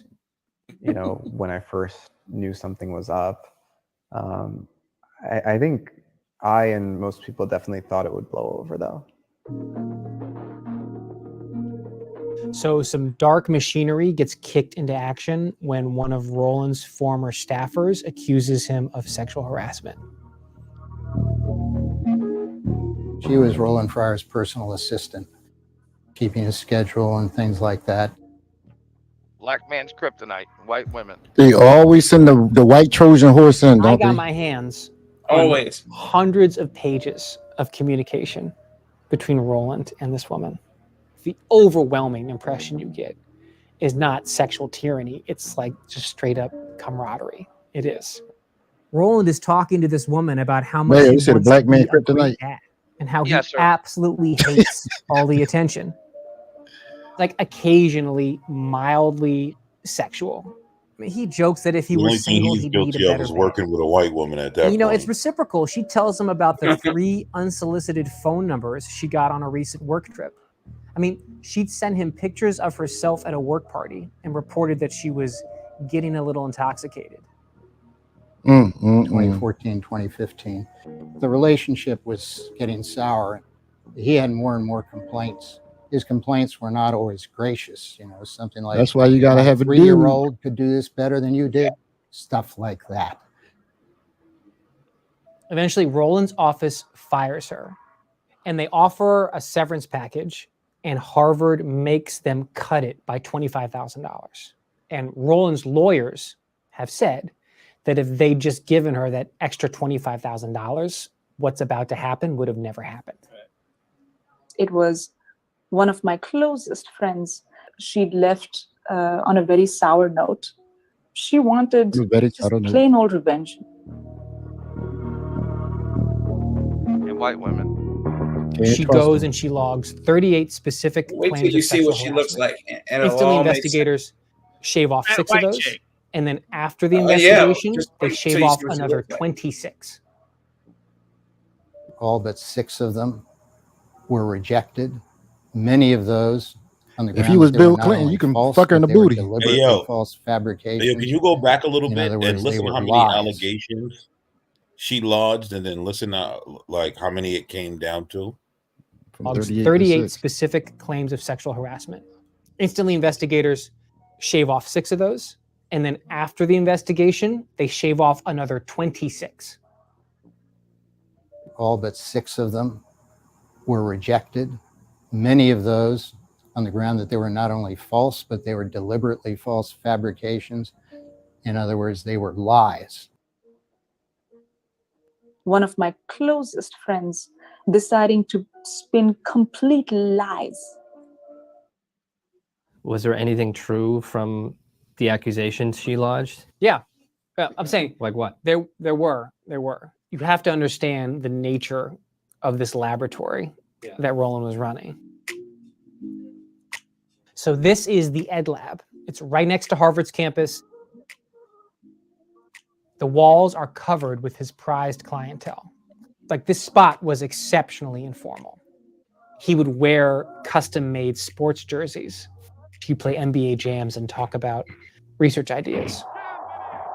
Who killed this nigga? The white man? Informality has an intellectual purpose to ensure that he sounds and like the everybody white he woman, works sir. with Yeah. are constantly willing Close to enough. hit and test these boundaries that are imposed upon you at Harvard. As part of that effort to cultivate a culture of norm breaking, he'd regularly play the most controversial Black stand-up comedians. I mean, these are the master craftsmen of He could be a part of this group. White guys are so afraid to be a racist. I'm telling you. So the 6 things he's convicted of are the investigators finding this culture to have gone too far. So he once joked about how a senior administrator hadn't had sex since Black people were slaves. That's And he us. once said he learned his And that was a negotiating sexual skills advance to the trying white to get woman, laid in high apparently. school. Think of your fondest memory of your friend. Both I'm of you pretty are sure we said laughing worse with stuff a few than other that people, today. and she's throwing her head Yes. back and she's laughing and she's, and they're like, "You got that memory? Great, great. Now let us label it as sexual harassment." And I was like, "What?" That's why you keep women away from the workplace, man. I'm telling you. That's how cops get caught up. The Harvard bureaucracy was looking around for somebody else. Pause to it real make a quick, Tom. Complainant too. It's her story. We're gonna talk about Philly. No one give a fuck. No, nobody about to talk about Philly, you piece of shit. But this can relate to guys, period, even in the police department, in the military. So you have girls that they quote unquote one of the guys, and they hang around and they laugh at all your jokes. And guys get real fucking comfortable and start saying stuff that you would normally say around your boys. But the girls want to be there. All they got to do is get upset and say you said one thing, or just replay all your jokes, and you instantly done. And it happens so many times. Oh yeah. That's why I never went to these events. And even when women were around, I didn't say that. I didn't say the shit. Because I saw it happen to so many people. I saw so many men get taken down because of that. Yeah. I never found that shit cute. Oh, she just one of the dudes. Okay, you better be a fool. Never found that shit cute. Because as soon as you cross her, or not you per se, as soon as somebody in your mutual group crosses her, now you're on the chopping block. Let me ask y'all a question. Have y'all ever had one of those bull daggers in y'all group? No, sir. I don't hang around them. But this is why I hate the term bro, right? And I specifically hate when women say bro. And I hate more than the devil and Karl Marx put together is when a guy call a girl bro. I make me want to punch him in the throat 3 times with a bare knuckles. Like you too, huh? Oh, it burns my soul. It's because I seen where that goes. To get real comfortable, all you got to do is especially if they married, they got a boyfriend. Your ass is up the grass. Like it. I try to tell dudes don't be that stupid, but they keep falling for the okey about it is that the girl shouldn't be involved in it like that, right? So even if it was your homeboy's wife or something, they when dudes around, man, motherfucking be, I don't want my wife all up in our shit. You know why? That's a fact. She gonna take something out of context. But Tom, but I'm not like that. I'm like, dude, if you don't like it, don't be there. But it seemed like dudes don't ever realize that until it's too late. And you always see the fall of the kingdom when it comes to that. And it's just not one dude over and over and over and over again. Oh yeah. I mean, that's why Patrick Bet Davis say when he go out, he don't take any women on the staff with him. It's just all guys. He's smart. I told you. I wouldn't even have women working for me if I was in a high level. Yeah. No, that would be very dumb if you did. No, I don't think that's Richard Dreyfuss though. It does look like him though. It does look like Richard Dreyfuss, but that was his fatal flaw, man. His fatal funnel of sorts. Yeah. Boy, he was taking all types of gunshots from this. My God. But if you think about it, a lot of black powerful men. I was laughing what Mayo said, but he's not wrong. Yeah. It's always the black man kryptonite. What was the singer? Lionel Richie? No. The one that actually got died, and the black female claimed the mob claimed she killed him. They had a special on Netflix. I forgot his damn name. I don't watch Netflix though. Well, they claim a black female. She was a part of the mob. They claim she killed him because he was raping a white chick. But that was his downfall. It was a girl that he met in a club, white girl, and she flirting with him, took her back to the apartment, and the mob wanted him dead because he wasn't splitting the proceeds from the record label with him. Who Sam Cooke? Sam Cooke. Yep. Okay. Yeah, a black female did it, but she worked for the mob at that time. I mean, if you look at so many black leaders, they know how to get you with that thing. Yeah, all you got to do is put a blonde hair, blue haired white girl in front of you, and they know you're gonna melt and you're gonna do some dumb shit. Yeah. It's power the penis. Not blue haired, but okay. Same thing. These days is blue hair, sir. Mind your fucking business. Yeah. But do you want to know? That's why you're a Philly nigga. That's a fact. But do you want to know the one part that you're conveniently leaving out? What, sir? Who's the one that killed him? A black female. Yep. But that's just one instance, Black Thoughts, though. Look how many other times. No, sir. That's not one instance. Look around. Most of these dumb niggas are dying because of black women. Oh yeah. All right. That ain't just start. That been going on. Well, let's say women in general. Then I don't want to just put that, but the thing, like I said, I agree with Mayo is that's always been not always, but that is one of the always. Yeah. No, but then what about that football? What was the football player's name? The quarterback who was at his girl's house who he paid the rent for, and she ended up shooting him. It was a murder suicide. That was McNair. Yeah, McNair. I mean, so this dude, he was so intelligent, which I agree with everything happened, but sometimes you need people to protect the protectors. So he should have had a group around him to watch his blind side. And it can't be yes men. They always you gotta have people who can tell you being a dumbass right now. Watch your six. Yeah. You got to. Yes. Just my opinion, just literally was just talking about how white women are the downfall of black men. Yeah, I don't know. God damn, nigga bitches never pay attention. Never. Like, it's amazing they disregard everything you say before the term black woman. It never fucking fails. He literally said he didn't want to relegate this to only black women.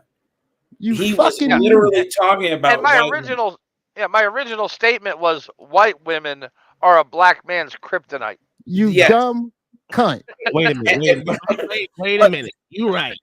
A black man. That's why I consider myself an American. If you're God American, damn. white But women. my point is I'm saying, my point is if it wasn't enough that Mayo's original point was talking about white women, he specifically tried to bring it back to white women when Black Thought said black. Hold on, this is the most amazing part, Black. Instead of her apologizing and say, "Damn, I was wrong," she wants to say, "Oh, your level of disrespect." No, bitch, say you was wrong. That's it. That's all. It would be done with if you just say, "You know what, I misread." That's it. But I keep on saying, black women. Yo, I don't know why. Yo, hold on. Honestly, LA. That's not a dig. LA. Huh? Don't even. Let it go. No, I'm not tripping. Let me just get my last part out. and then I'm done with the bitch. Oh my God. Women would rather slide down a razor blade sliding board than say I'm sorry. Well, That's in it. this case, I think that this is one of King Shinar's burner accounts. Carry on. Look, you're dumb and emotional. That's a fact, man. And yet you're still a lesbian. So let's move on.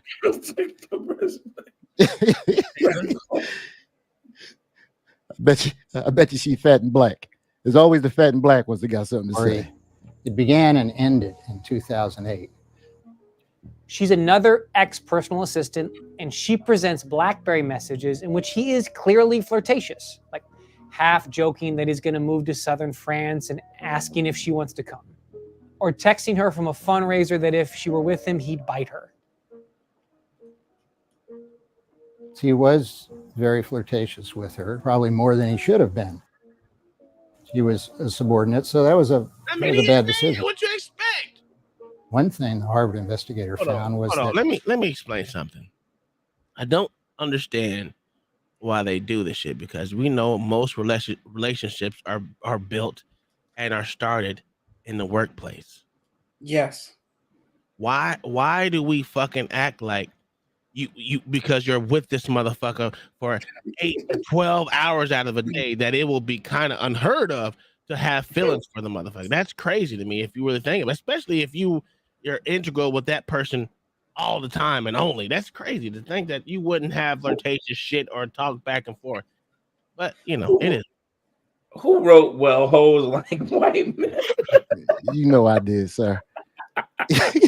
They do. Well, black hoes always like white men. They always go for them. You want to know what's funny though, right? She puts that comment up. Note, married 13 years to a white man. She thinks. Here's the thing. She thinks that black men care about that the same way black women do. Not one bit, man. That's the thing. She doesn't understand that black men don't care about that. That's black women that have the problem with it. Go over there. Have fun. Yeah, like Black Thought. okay. She ain't respond to. They stayed in the slave house though. She gonna think about that crack of the night. Think about his granddaddy being in a slave house and that baby coming out beige. You told Hoppo to beat me. You told Hoppo to beat me. The funny thing is, like, my wife is white. There's people I out there know. that have mixed people. I know. So dumb. But Uncle Tom, you're speaking logically, sir. They can't hear that. I don't understand it. Oh man. I don't hate black women. I don't hate white women. I just think women have problems, period. I hate fat black women that smell like pork. Men have pork problems bacon. too, right? I'm gonna put that out there for you. That bitch smell like pork bacon. Black men have the most problems. That's why black men blame black women for everything. I know, BM. It's always the blackity blacks that marry the white men. It's fucking confusing, man. Look like Claudine. What's the name? Claudine lesbian? What's the bitch name we was just talking about? Claudine gay. Same thing, gay, lesbian, bisexual. They all the same fucking thing. All right, let's not get too far off the beaten path. Let's finish this video. Damn. Sir, we got through 20 minutes. What you expect? We did There's good. more of the video. Let's not get too far off the beaten path. We're almost Roland there. Fryer 5 minutes. never sexually propositioned or made sexual advances on a single woman in his office. Not once. Well, so that's it? Josh, that is it. Harvard's own investigators determined that Roland's punishment should be some training, some workplace sensitivity training. Did he die? I feel like you're about to tell me something a little bit more. watch the video and shut the fuck up. He didn't just get training. Nigger lover. They passed their recommendation to a small committee of high-ranking administrators. I was only able to figure out the identity of 2 members of that committee, okay? One of them is Claudine Gay. The other one is Larry Bobo. Yeah. Like champagne, silver spoon, liberals. Right. People whose careers and reputations were directly threatened by Roland's work. Those are the people that get to determine His fate. Roland's punishment. Damn. What happens next? They sent him to the Larry gallows. Bobo came in and he read out the punishment. It started with, the lab is going to be permanently closed. And I was like, what? And then it goes on to, all of the projects that you've been working on have been halted. And then it goes on to, Roland's been suspended for 2 years, and I was like, this is the most cold-blooded murder I've ever seen. I mean, why not just fire the guy? They're not allowed to. Right. He got tenure. Tenure. One of those quirky features of the academic job market, which means that he is guaranteed a job. Which lets you know they're not going to fire Gay. Claudine Gay asked the president of the school to revoke Roland's tenure. President declines because that's not happened even once in the last 100 years. But this punishment is career death. You're just trying to say he's canceled. Can I just say this real quick? Industrial strength cancellation. Who's the one that tried to take a black man's career away in the end? Do you worry about that also, though? Like the nigger appearing in this? I think that there's a real risk. Her nigger and but male. I think what I've been thinking about a lot lately also is there's a risk to Well, they saying both nothing can at be all, nigger bitches. and to look back That's on a fact. something and to The realize female that nigger bitch. you should have said something, Nigger bitches and but bitch you niggas. didn't just because you didn't have the words at the time. And maybe you have the words now, but the words aren't useful now. Like, how could you be doing such important work, dedicating so much time and energy to helping people, and have this be the end result? I think that was really disheartening.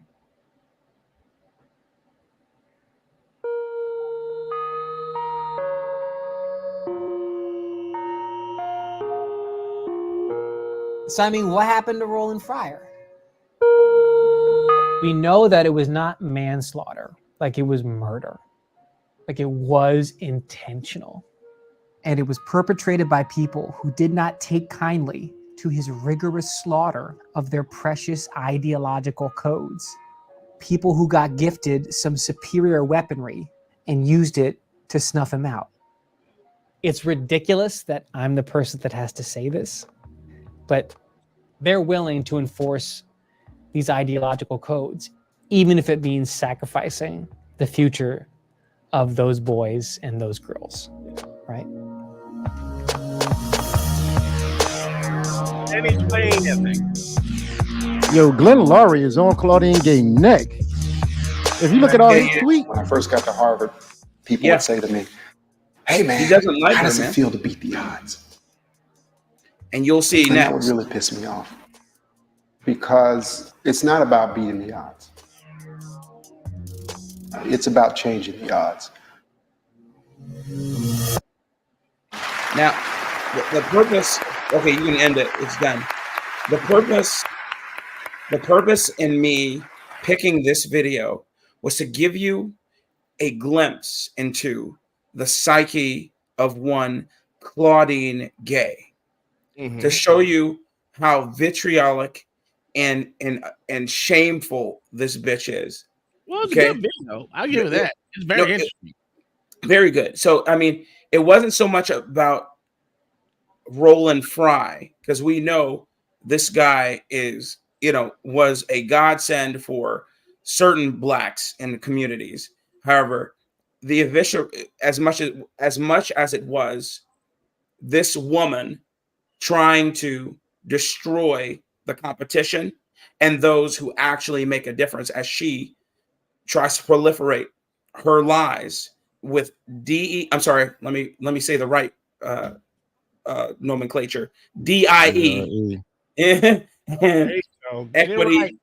and equity and inclusion. So as she spouted all that rhetoric and her freaking in her Frankenstein's monster Bobo did as well, you're gonna see in this next video why she doesn't belong in Harvard or anywhere else.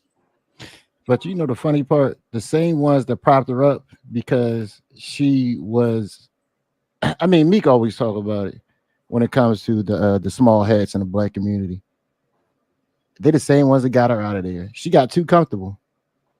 Yeah, well, again, it wasn't so much about her becoming comfortable. It was the fact that she didn't toe the line when it was time. Yeah, but you can't control communists. I don't know why people, you can't control them.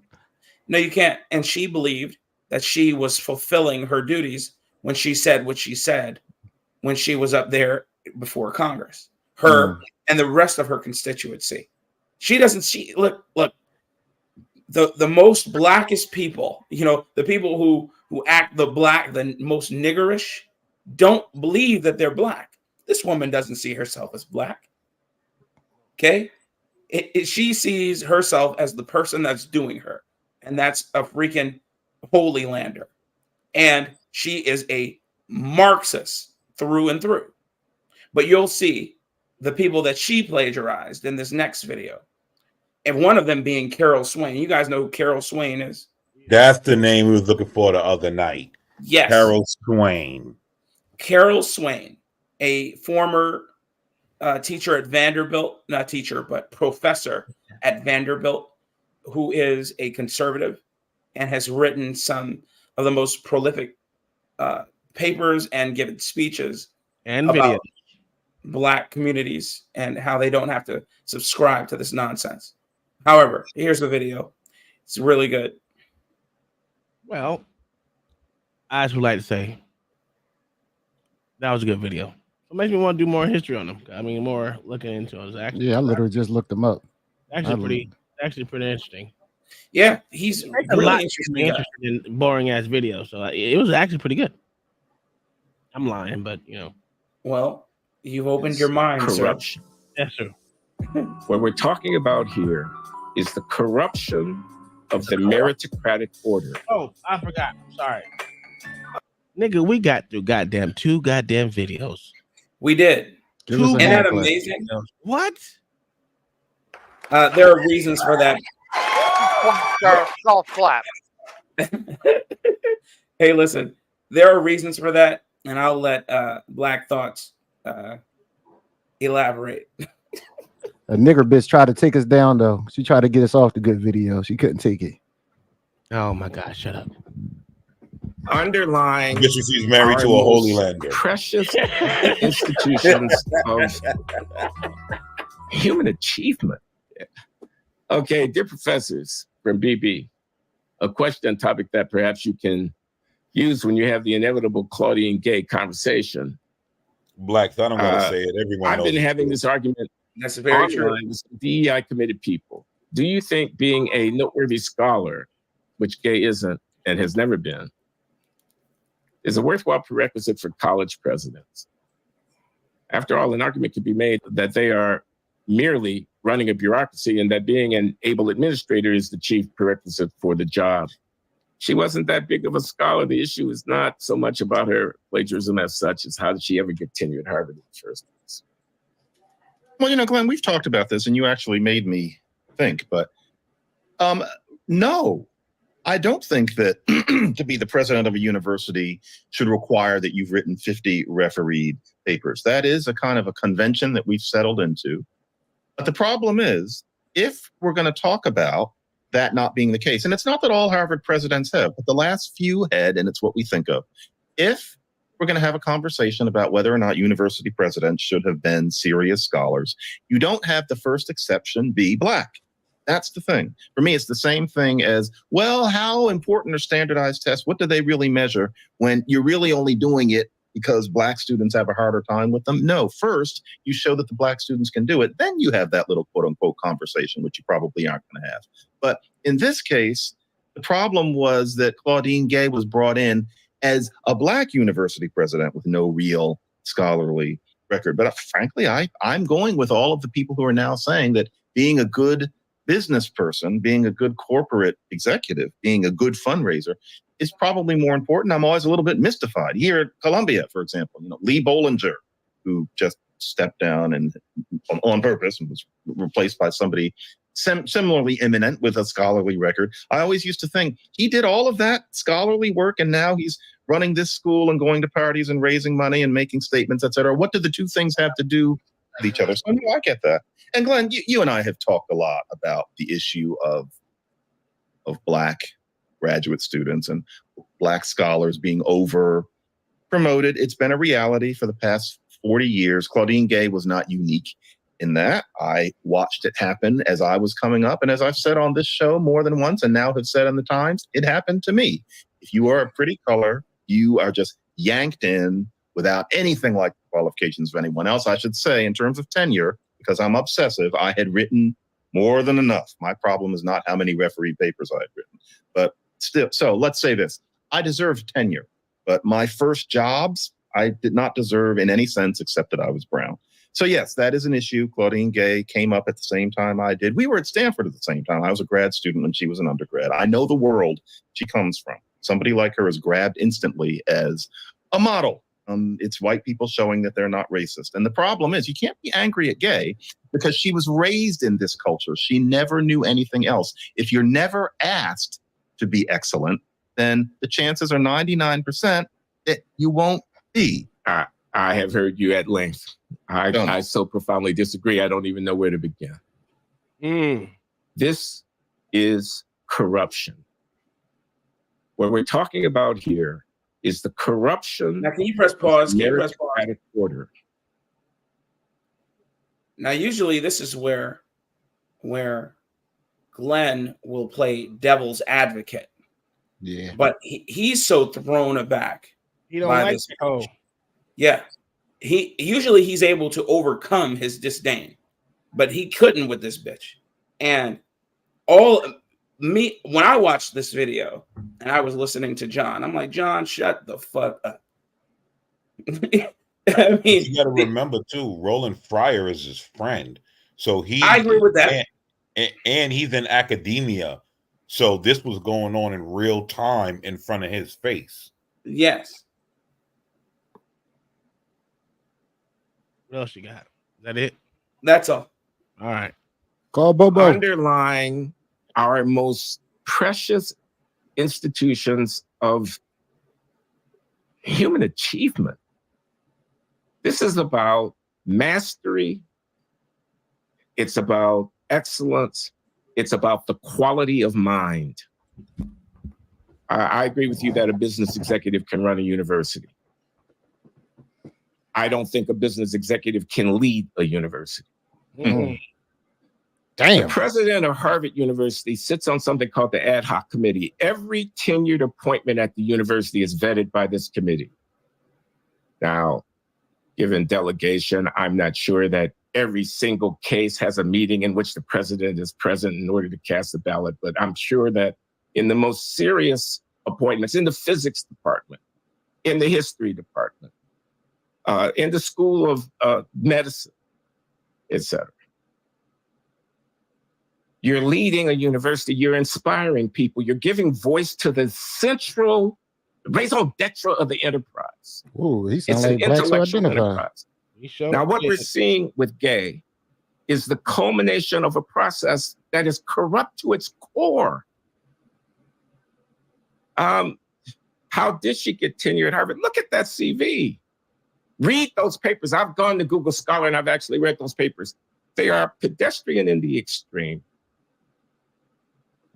They are okay. Yo, can you pause that? There are no. Did you guys hear what he just said? Well, I think we all listened to the same video you are. Yeah, but do you like? Yeah, I'm fucking with you. I've got like, yo, he called her work pedestrian. That's like saying it's like, yo, that's like saying that a fucking high schooler wrote that shit. A nobody. Yeah.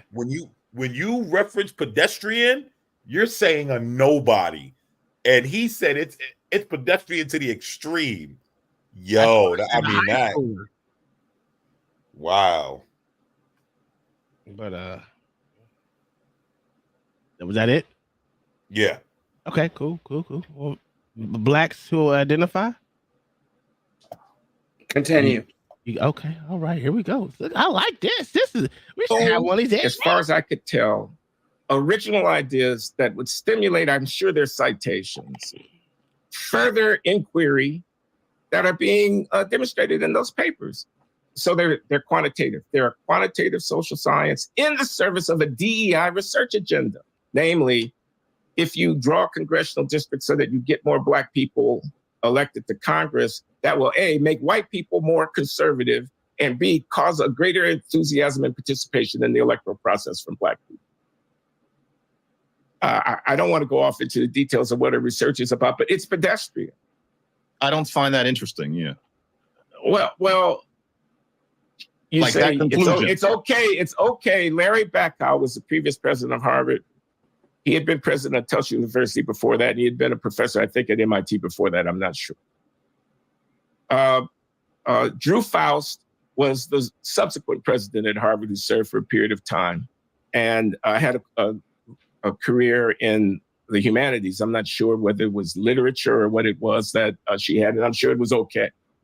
I don't know that she was in line for some prizes or anything as a scholar in her field, but I can assure you that her scholarly oeuvre was more comprehensive than that which gave. She wrote more than 11 presented. papers. Yeah, and she wrote books. Yeah.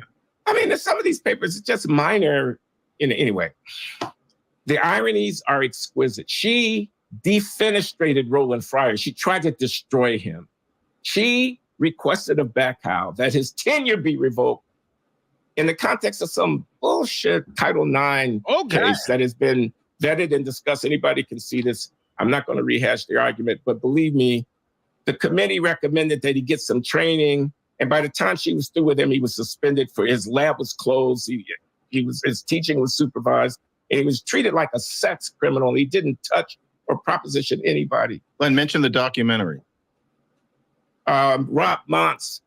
Why did Harvard cancel its best Black professor? Rob Montz, M-O-N-T-Z. Why did Harvard cancel its best Black professor? But I'm saying, here's what I'm saying. They're hoist on their own petard. They believed in this DEI stuff to the point that they put a mediocre person into the position of Damn, why he ain't calling her a bitch? Intellectual. Into the position intellectual, sir. of presiding over the precious jewel in the crown of American academia. I mean, this plagiarism thing, I'm sorry, I know I'm going on. I don't care that somebody didn't put quotes around something. That they had cultivated the practice of drafting their professional research product by cut and paste technology. I have to have an intro. Let me see what so-and-so said. I have to describe the data setup. Let me see how so-and-so did it. That's what's revealed here. That's how she wrote those papers. What kind of person operates that way? She had listed sentences for her acknowledgement section, Ruth Marcus reports in the Washington Post. What kind of Damn, how you plagiarize your acknowledgement section? A person who does not have confidence in their own.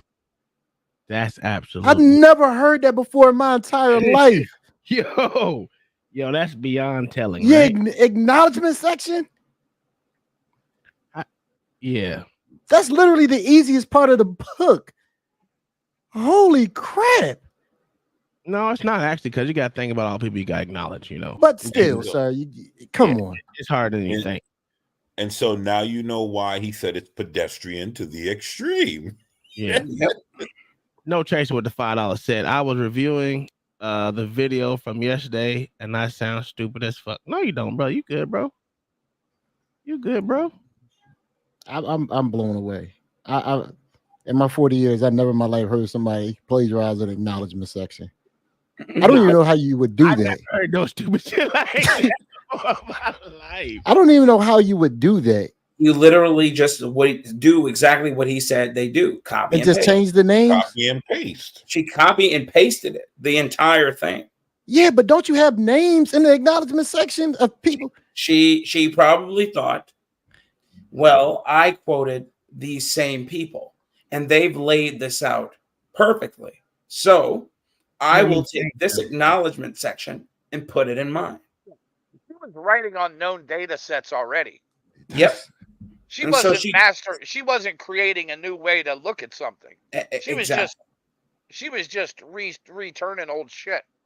Welcome to academia. Yep. That's all they do. That's crazy. And when in my master's thesis, they didn't want any ideas of mine. All they wanted was for me. All my papers look like bullet points from somebody else's work. Yes, and it was like 10 pages of it. It was ridiculous. I always had this question. Do people with good memories, are people with good memories smart? No. Or they just remember every damn thing? They just remember everything. They're not smart. No, because intelligence denotes that you're able to learn from a foolish decision. These people don't learn from their look. We're seeing the evidence. That bitch didn't learn from her foolish decision. Let me tell you something. That tells you my whole high school career. I was able to remember shit just by hearing a teacher speak it, and once they spoke it, it was like ingrained in my brain. I never studied for a real test ever. I just fucking took the test. Homework was easy because I learned how to skim for advancement. Is what they call it. Skim for advancement. I learned that shit real quick, and once I learned that, it's all I fucking did throughout high school. Once I realized, Uncle Tom, that high school didn't matter, I stopped giving a shit. And so so I went from A's to C's real quick. And I stopped. No, I couldn't do that. No. It was A. I went from A's to B's and C's. And then my principal was like, "What's wrong?" I said, "This is boring. I don't want to do it anymore." And then he said, that's when he told our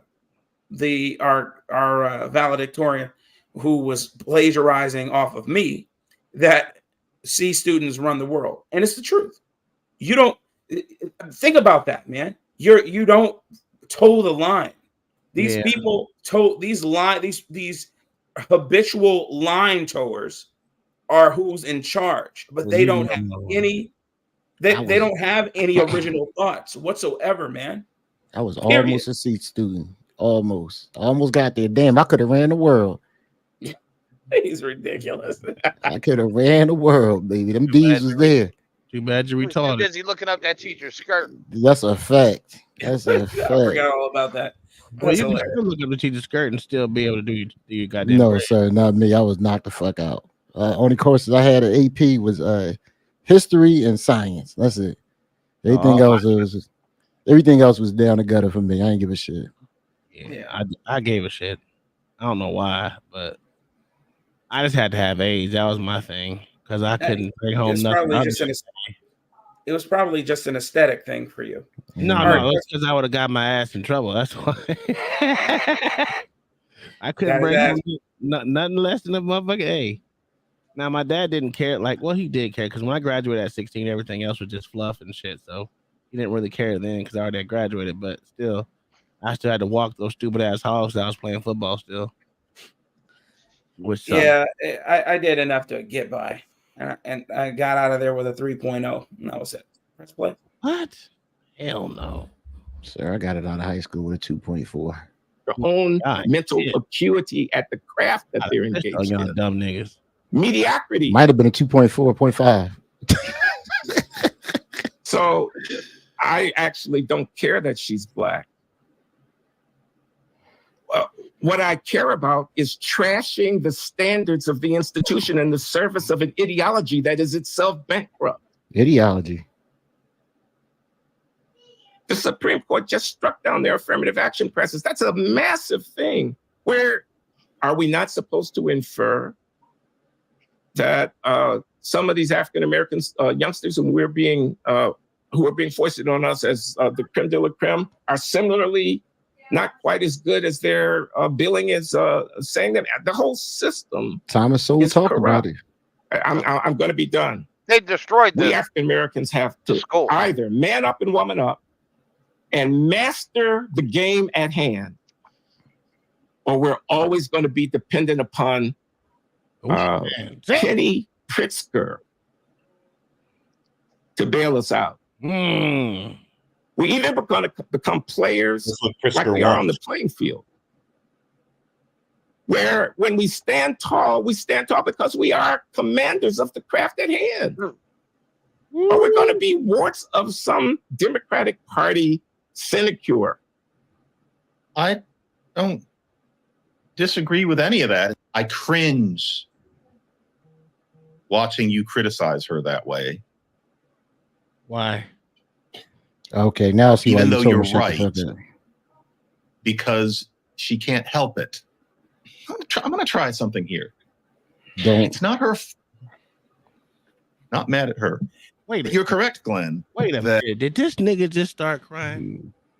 Did this nigga start fucking crying? Every time I got something I knew I didn't deserve, I knew I didn't deserve it. No, fuck that. Did this nigga You know he a Democrat, sir. What are we doing here? You a man first. No, not when you're a Democrat, sir. Holy shit. Hey. Black Dogs, come back to me, bro. Sir, Little Big Nate said it. You can't be Democrat and be a man. You could be Democrat and be male. Yo, I don't know how y'all niggas was raised, but I know as hard as my motherfucking dad was, nigga, we would have to stand and push or be in push-up position for an hour because we were crying. And we wasn't allowed to get up until we learned how to shut the fuck up. Sometimes we there for a fucking hour. All this crying shit, boy, they don't help that. Listen, this is why I tell my kids, did them tears help you in any way? They don't? What are you crying for? Did you change anything? Or it's still broke? Or this done? Or this fucked up? Did those tears help it out in any way? Hold on. If the answer is no, shut that shit up. But hold on. Here's the thing, though. Did he really shed a tear? Number one, and number two is no, we ain't gonna do that. Well, hold on. Number two is he's crying because another man has a critique of Claudine Gay. That's gay in and of itself. Listen, we ain't gonna do. Why would you be crying over someone else critiquing someone else? That's weird. The fact that we acting like we don't know who he was this whole time is hilarious. I mean, he talks a good game, and he does great content with Glenn. But this is who he is. I've seen this a million times out this cat. I just tolerated it because I thought y'all didn't give a fuck. We do give a shit. The problem He's a Democrat, and he doesn't he write for the New York Times? I think he used to. I don't think he does anymore. He's been ousted because he doesn't toe the line. The only reason did they oust him from the Times, Blacks? Remember when he a few episodes back? Remember when last year when we started playing these, he was talking about how he had been ousted from every portal of academia and circle that he used to be in, and even lost something that he used to head. Yeah, from you on that show and started talking shit about Democrats. But yeah, he's still a Democrat. Yeah, but he's still a Democrat. Though. They ousted him from one of the highest achievements in the linguistic society. Yes, and I thought, yeah, and I thought that it included him not having a segment at the Times anymore, but I could be wrong. All I'm saying is that only reason why I tolerate Jonathan McWhorter, even though his name isn't Jonathan, I call him that. Jonathan McWhorter is because he finally gets it. He finally understands that for all of his accolades, it doesn't matter. He's still a straight black man at the end of the day, and they don't like that. He won't toe the line, and because he won't toe the line, he's considered to be on the right, even though he's quite obviously not on the right. He quite obviously has liberal talking points, but it doesn't matter. He will never be liberal enough because he has a modicum of integrity. Okay. Can we stop with the dick holding for a quick second? Say this. No, his books are good though. We're not going to just totally. No, I'm not talking about his books. His books are really good. Yes, he writes really good books. I'm just talking about his talking points. That's it. I'm not even talking about none of that shit. I'm talking about right here in the moment as I look at this nigga's face. I'm sorry I can't talk to you. He crying. Well, you heard what he said. Go back. He said he cringes at Glenn's critique of her. Man, look at this shit.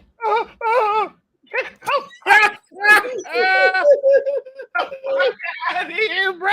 Is he crying? Yeah, nigga. That's the pussification of a man right there, boy. Let's show us them tears, bitch. don't disagree with any of that. I cringe. Hold on. You already know what's going down when that nigga bottom lip do this.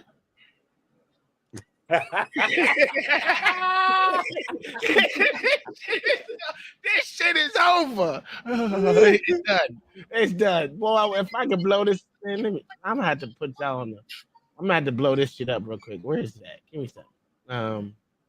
Yo, this shit yo, is... Blacks, why he trying to do that? Yo, Blacks, let me point something out. Yeah. Go ahead. So you know that. All right. So you know the end of when. You know the end of Hood Conservative when he showed that dude that sung the song Panda screaming it's done, and started crying. Yes.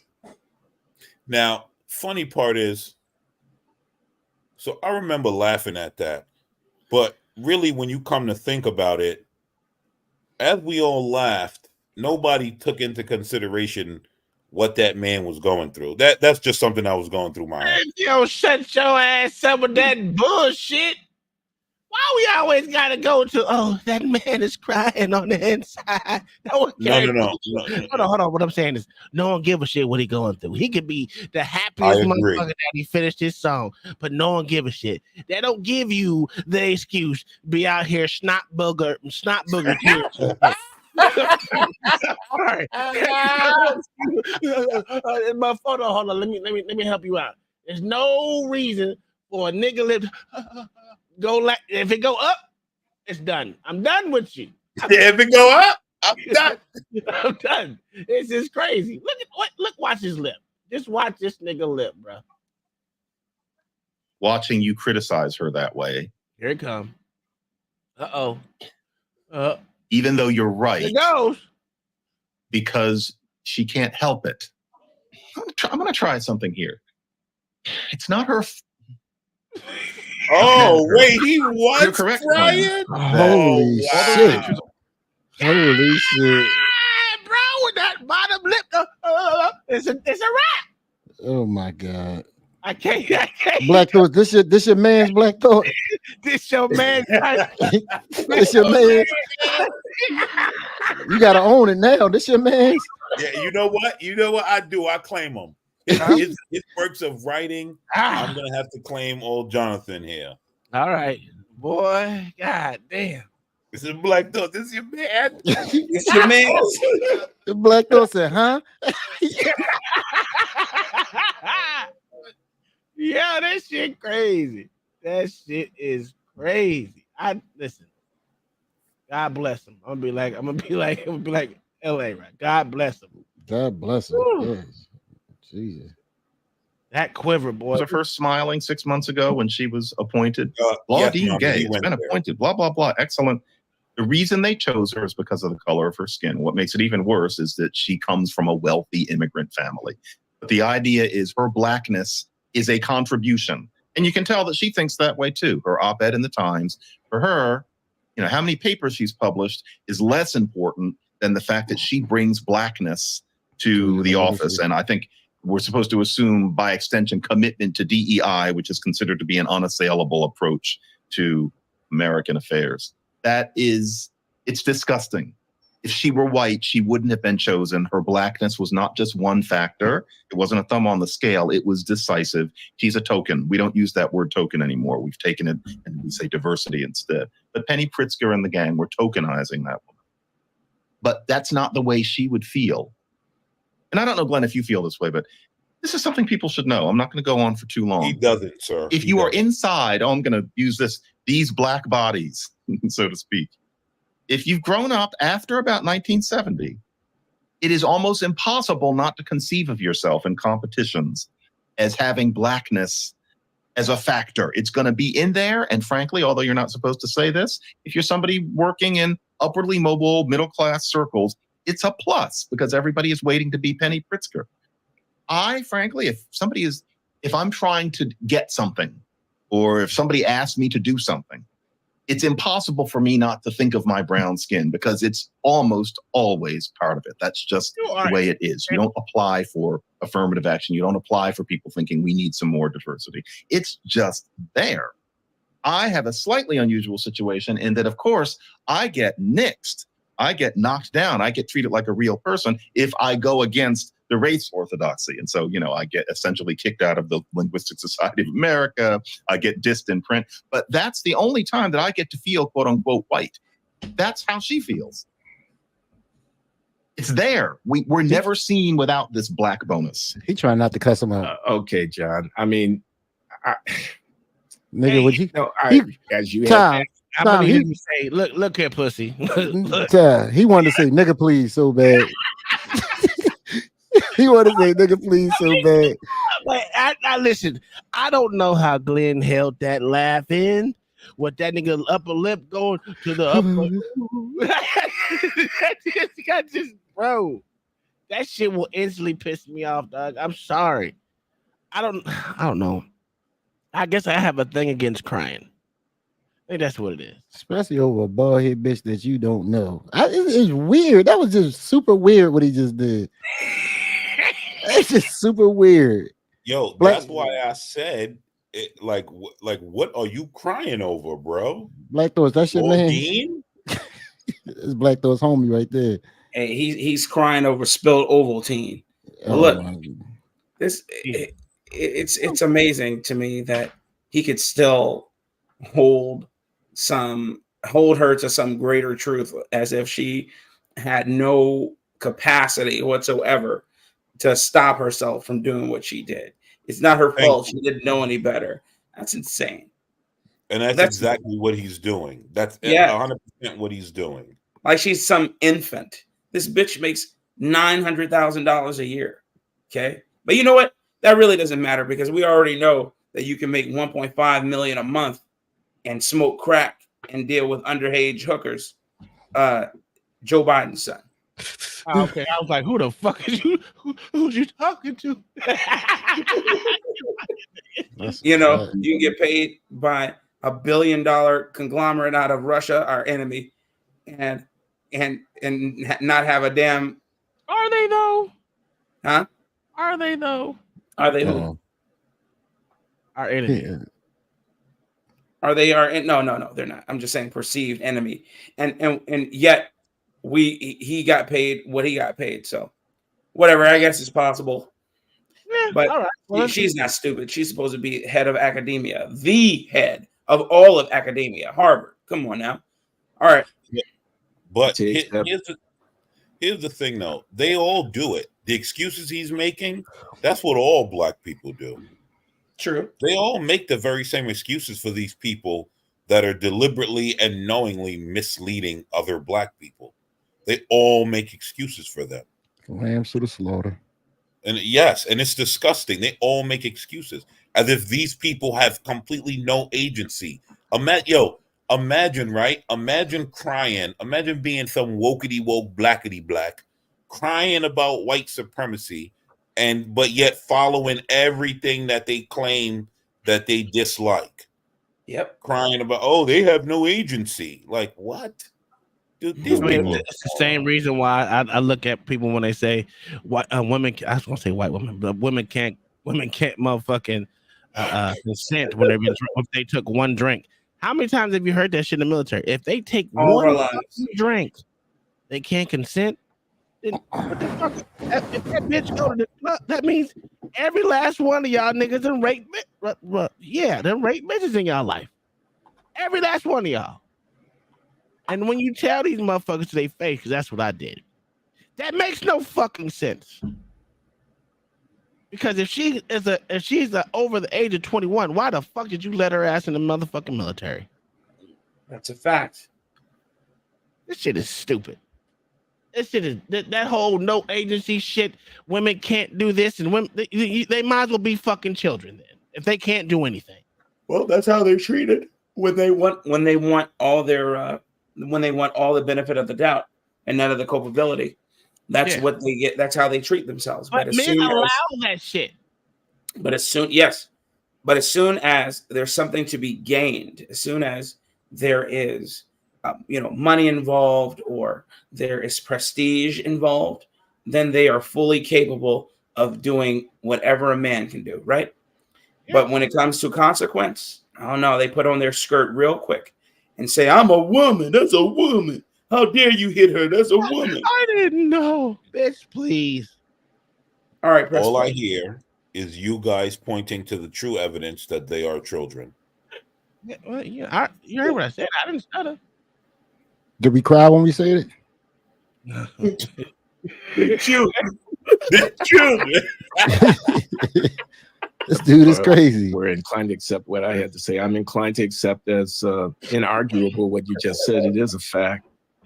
You want not to be mad at somebody, and I'm mad at her, just like I was mad at Ibram X. Kendi, and you didn't want to be mad at him because in a similar spirit, you said of him, he was just a product of the system, and he just went along. Who wouldn't have gone along if he'd been in a similar situation? I say a system is corrupt, and I believe it is. I mean, you point out that she's from a immigrant family of means. And I want to point out that some outsized percentage of the students of color who get the benefit of affirmative action at Ivy League institutions are themselves either African or Caribbean, second generation immigrant people.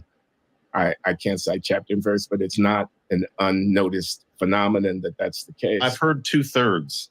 And moreover, amongst the African Americans who are descendants of slaves, their backgrounds are going to be much more privileged than the average Black person in the street.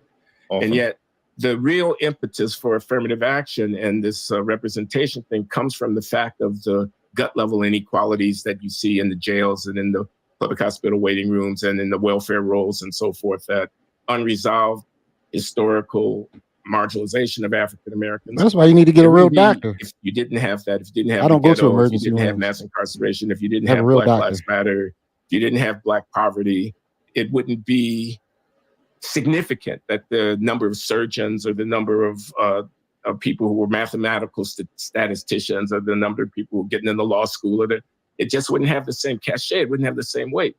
So there's a deep corruption here.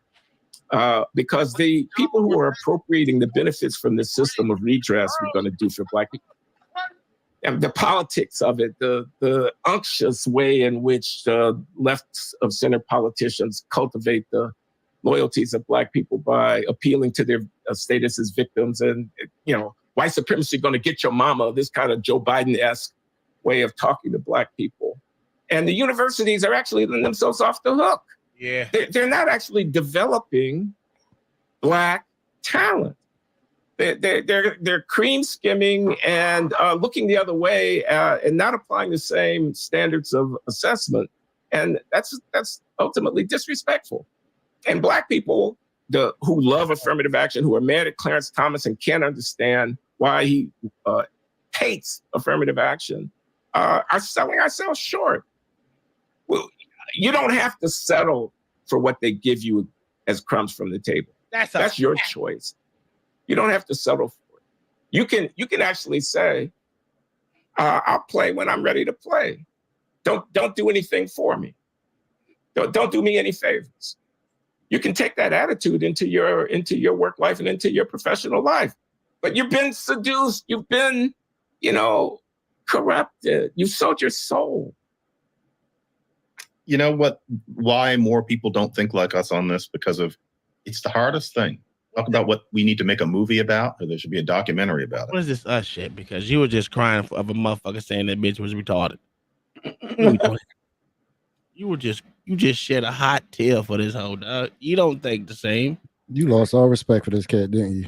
Man, Glenn's about to get Roland Fryer talking like that. You don't understand. I'm telling you, I have a pure disdain for people crying for no fucking reason. You crying because someone hurt your feelings, bro? The fuck is this shit? Are you a man? Listen, my feelings get hurt every day. I will be crying like a motherfucker, especially on these YouTube streets, nigga. Crying in support of tokenism. That's a what? That's why I said for no reason. Hit the Cash App, support the show. Where that button at? You're getting these crybabies over here in these streets. Most people think affirmative action is just the thumb on the scale. Most Black people would listen to you and think that you're against Every student, there's this rainbow coalition of students who've all made 105%. And then somebody decides, well, let's make at least 13% of them black. And you're saying, no, let's not do that because some of the white kids had a few more AP courses. That's, of course, not how affirmative action works. It's about lowering standards. And I did a thing at Martha's Vineyard with our friend Randall Kennedy, where he and I locked horns and other people. We were sponsored by Skip Gates, and Lawrence Tribe basically bitch slapped me because I spoke in the way that you and I talk. And of course, you're just not supposed to think that way. I'm over it. But the thing is, most people think it's just a thumb on the scale. I wish the format of it had been so that I could actually answer him. But anyway, I'm Wait a minute, that was 2 jump cuts. What was said between there? There was 2 jump cuts there. You probably cried again. Nah, to be honest, he is actively being ousted quietly. Like, because like they are actively outing John McWhorter for he had to go to Substack for not going along with everything that liberals go along with. Well, that's why he's on Substack. Because that's self-publishing. If he realized that this shit is just happening all the time, why continue to be with someone that don't want to be with you? That's like a heartbroken dude that always want to be with a bitch that said, I'm gonna fuck this other nigga right in front of you all the time. It's crazy. twofold. It's twofold. It's an act of defiance. They're saying, I'm gonna be here and I'm gonna quote change it from within. And then the other portion is they just want to be a part of the know. They want to be a part of the fray. They want to be there. The prestige of being a Harvard tenured professor, being a part of a think tank at Brown, being these people who have been in high academia is intoxicating. You ain't paid for a hotel room in years. Yes, they are. You ain't paid for a vacation in years. We are quite literally looking at the litmus test. These are the people who create the litmus tests. They're not, and so to come back down to the plebes is gut-wrenching to them. You remember, Jonathan McWhorter nearly shed a tear like he did just now for her when he started talking about all of the circles he's no longer privy to. It's literally being I hate to use this term because they say about us, literally being a house nigga. If you think about it, they got all the creature comforts, and when they have to come back down to reality and get their quote unquote Negro wake up call, it hurts. Because once again, when you're not true to yourself, and you can be bought. Well, I think one problem with realizing the system is maybe thinking that you got where you are because of it. Here, to be honest, here is the truth of what John McWhorter is going through. He's looking at it like, what I'm saying is the truth. Why is it that all these black people are turning against me and all these white liberals that supposedly want to help? Why are you all turning against me when I'm telling the truth? The truth. That is what he's going through. Oh, you know what, Blacks? I wasn't even talking about him per se. I was just talking about in general. Well, so I don't even want. Let me talk about him. Oh my Jesus Christ! All bullshit. I was talking about him. The reason I call bullshit, right, about your whole spill there, Black Thoughts, is because this nigga has this conversation with Glenn Lorley almost every week. Every week, yeah.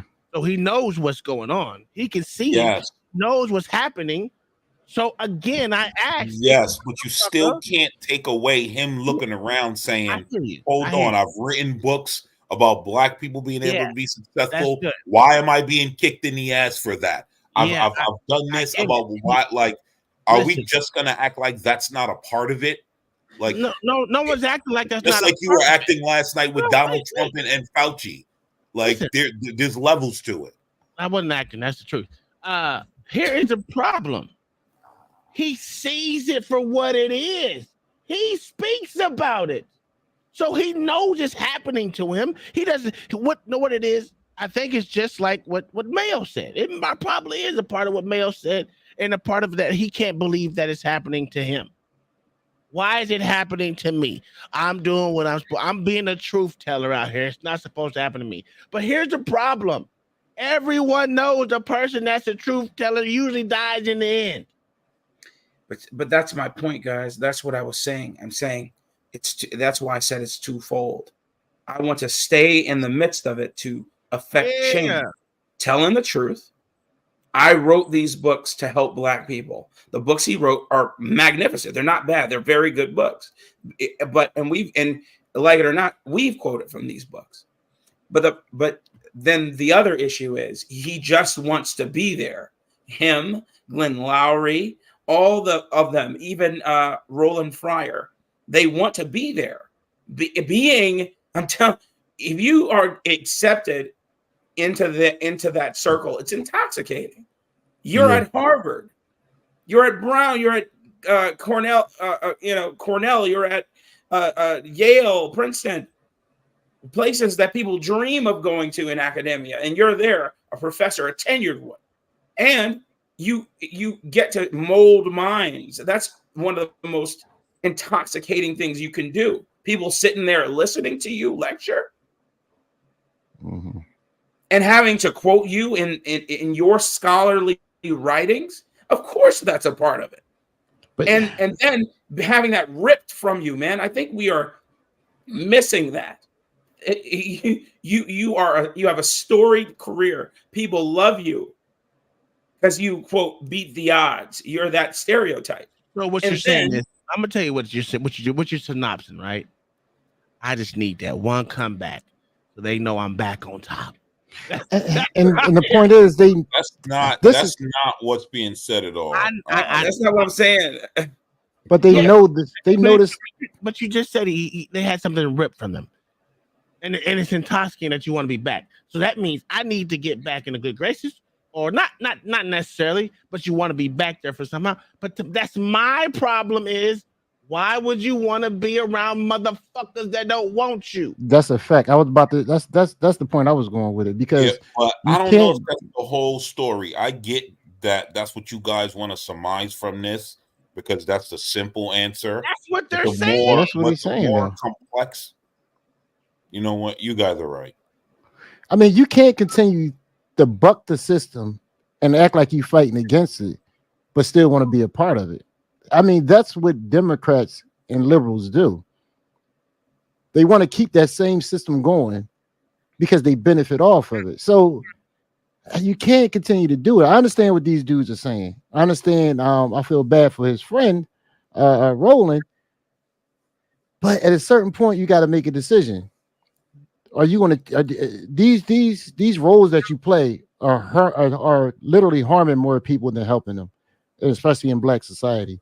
And I understand you want to make a change within the system, but how long have these systems been in place? You're not going to change it. You need to create your own system and stop worrying about titles. And I know that's more easier said than done. Yeah, no one's not saying that. I am. Sir, you can't want to go to these schools and you know how it always turn out. What I'm saying is, I'm not saying that it's not hard. Of course it's hard to turn away from that shit. The accolades is enticing. Hell, if I can be on a motherfucking winning Super Bowl champ team every goddamn year, just sitting on the bench, but you think I wouldn't do that shit? But the great ones go create their own team. Yeah, all right. They do. I mean, the memorable ones. You can sit on the bench all you want. Nobody gonna remember you. You can be somebody who say 5 minutes. He won 5 rings. What's his name? Joe Smith. Yeah. Nobody gonna give a fuck. Nobody cares. The simple fact, nobody's gonna ever care because your name. Listen, we all got memories of 5 minutes or more. That's why shorts are so fucking popular because people only want that dopamine hit and they done. So don't care whatever accolades you get. Nobody's gonna give a flying hell because you're a part of the system. But people name who went against the system and that they're talking about, they never forget them. That's true. And don't forget the people that he's trying to save. Don't know who the fuck he is. Yep. So there's that. But go ahead, Black Thoughts. I didn't mean to spur you off your thought process. Nah, you guys can go ahead. I mean, this is like multifaceted. There's not this one level that everyone wants it to be. It's multifaceted, and if we can't recognize that, then I mean, I'll just keep my thoughts to myself. Ain't no one saying that. Around work. No one's saying it's not multifaceted. We're just saying that. Never mind. I thought this was the night to have a conversation. Dude, ain't no one trying to come down on you. We hear you. Oh, I'm not concerned with anyone coming down on me. It's just, again, like if the conversation can't be understood that it's like multiple things and not just this one aggressive thing that we want it to be, then there's no point in having this is he got canceled just like they cancel people on the right. He lost his job. He lost friends. He lost privileges. His whole life was turned upside down because of this. Because he went against the narrative. But it's not just him, too. It's, if we even look at, what is that one dude that we watched the other time that went against that nigga from that started his own podcast with the little black bitch. It was just him and her. What was his name? Little short black dude. God dog it. What are you talking about? I'm trying to remember the black man. I can't remember. Well, why you remember it? I think it's like, is it? No, it's not John Randall. It's it might be John. Is it John Randall? I don't know, but yeah, nobody cares. Nobody care about a nigga. Okay, so I got a title for tomorrow's show. I want to see what y'all think about it. Is Kevin Hart wife disrespectful? Is it his ex-wife or his real wife? His ex-wife, because she's doing a tour with Cat Williams now. No, they're exes. What the hell? You can be disrespectful to your ex, even though they're mortal enemies. Doesn't matter. They're exes. Okay. Well, she doesn't like him anyway. Yeah. No, that's what I'm at. But regardless, never mind. We'll talk about it tomorrow. Okay. Well, the point is, it's not a bad title for your show. All right. Well, Black Thoughts. What you said they were being rigid. What he said? Watkins. Watkins, Yes. That's who it is. Yeah. Black Thoughts. You said they were being rigid. What were they being rigid about? They who?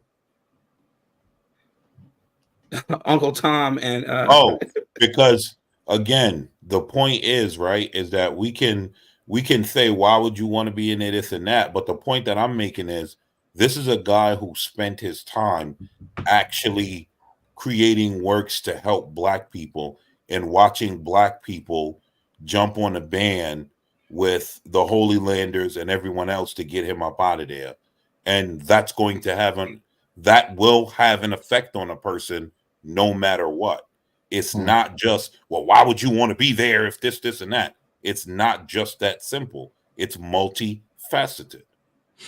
But I guess I'm coming from the very beginning. Do you think he knew, and this is just a question, do you think he knew that on that side the wolves eat each other? Do you think he knew from the very beginning? I don't think he saw it. And he never thought it would happen to him. But that's when it happens to you, right? Yeah, usually. Well, it doesn't mean that people still don't continue to make that mistake. Yeah, we see it over and over again. Well, also he spent years doing this type of work. He didn't start this work yesterday. Mm-hmm. And so he's been doing this work for years. And so now the climate is different. And he's like, well, what the hell? Well, again, like there's just so many things that has to be looked at. And it happened so quickly. Oh yeah. Obama wouldn't be accepted today with his beliefs. Let me give a little bit more pushback because I see what you're trying to do, right? I understand it's multifaceted, right? And I get it, right? Because we all look at it like now, like when I was growing up, right? When I was a kid, and I come through now, back in our day, the transgender were in closets and they were called drag queens, but now it's mostly accepted. And they're all pushed it towards the kids, and everyone's doing this and that. I mean, how many damn different people? We just had another Canadian diversity, equity, inclusion dude just go get arrested for child sex porn and pornography and all that. I get it. People that have done the work for such a long time, the stuff gets they get turned on their ass when they try to buck the system. Cool. I know it happens. I'm not saying it doesn't happen, but again, I'm looking at the totality of his body of work, right? I know he's done the work to better black folks. That's cool. I'm granted, but it doesn't negate that he has these conversations with this black man. That's also intellectual as well. So he's not a dumb. Neither one of these niggas is dumb. Far from it. They can see through the motherfucking smoke. And still, I don't understand. Me personally, I don't know how he cries. Okay, cool. I just don't understand how a person can keep putting themselves in that predicament. That's like a motherfucker knowing it's a five alarm fire. I'm gonna keep going back in knowing the motherfucking building is collapsing around me. I just can't do it. So that's why I'm saying, why even if it's multi levels, I'm not gonna continue to go through that. Well, he spent his whole career in academia, so like this guy's not going to go put on a tool belt and start building houses. So it's just not as simple. Again, it's not as simple. The guy spent his whole career. He's close to retirement, and he's been canceled. Okay, cool. Do you think academia stops with schools with college? Yes. Okay. All right. In a profession, yes, it does. I didn't think so. So when you get into these professions, you basically know what is either going to end one way or another, and that's a general question. Either it's going to end good or it's going to end bad in these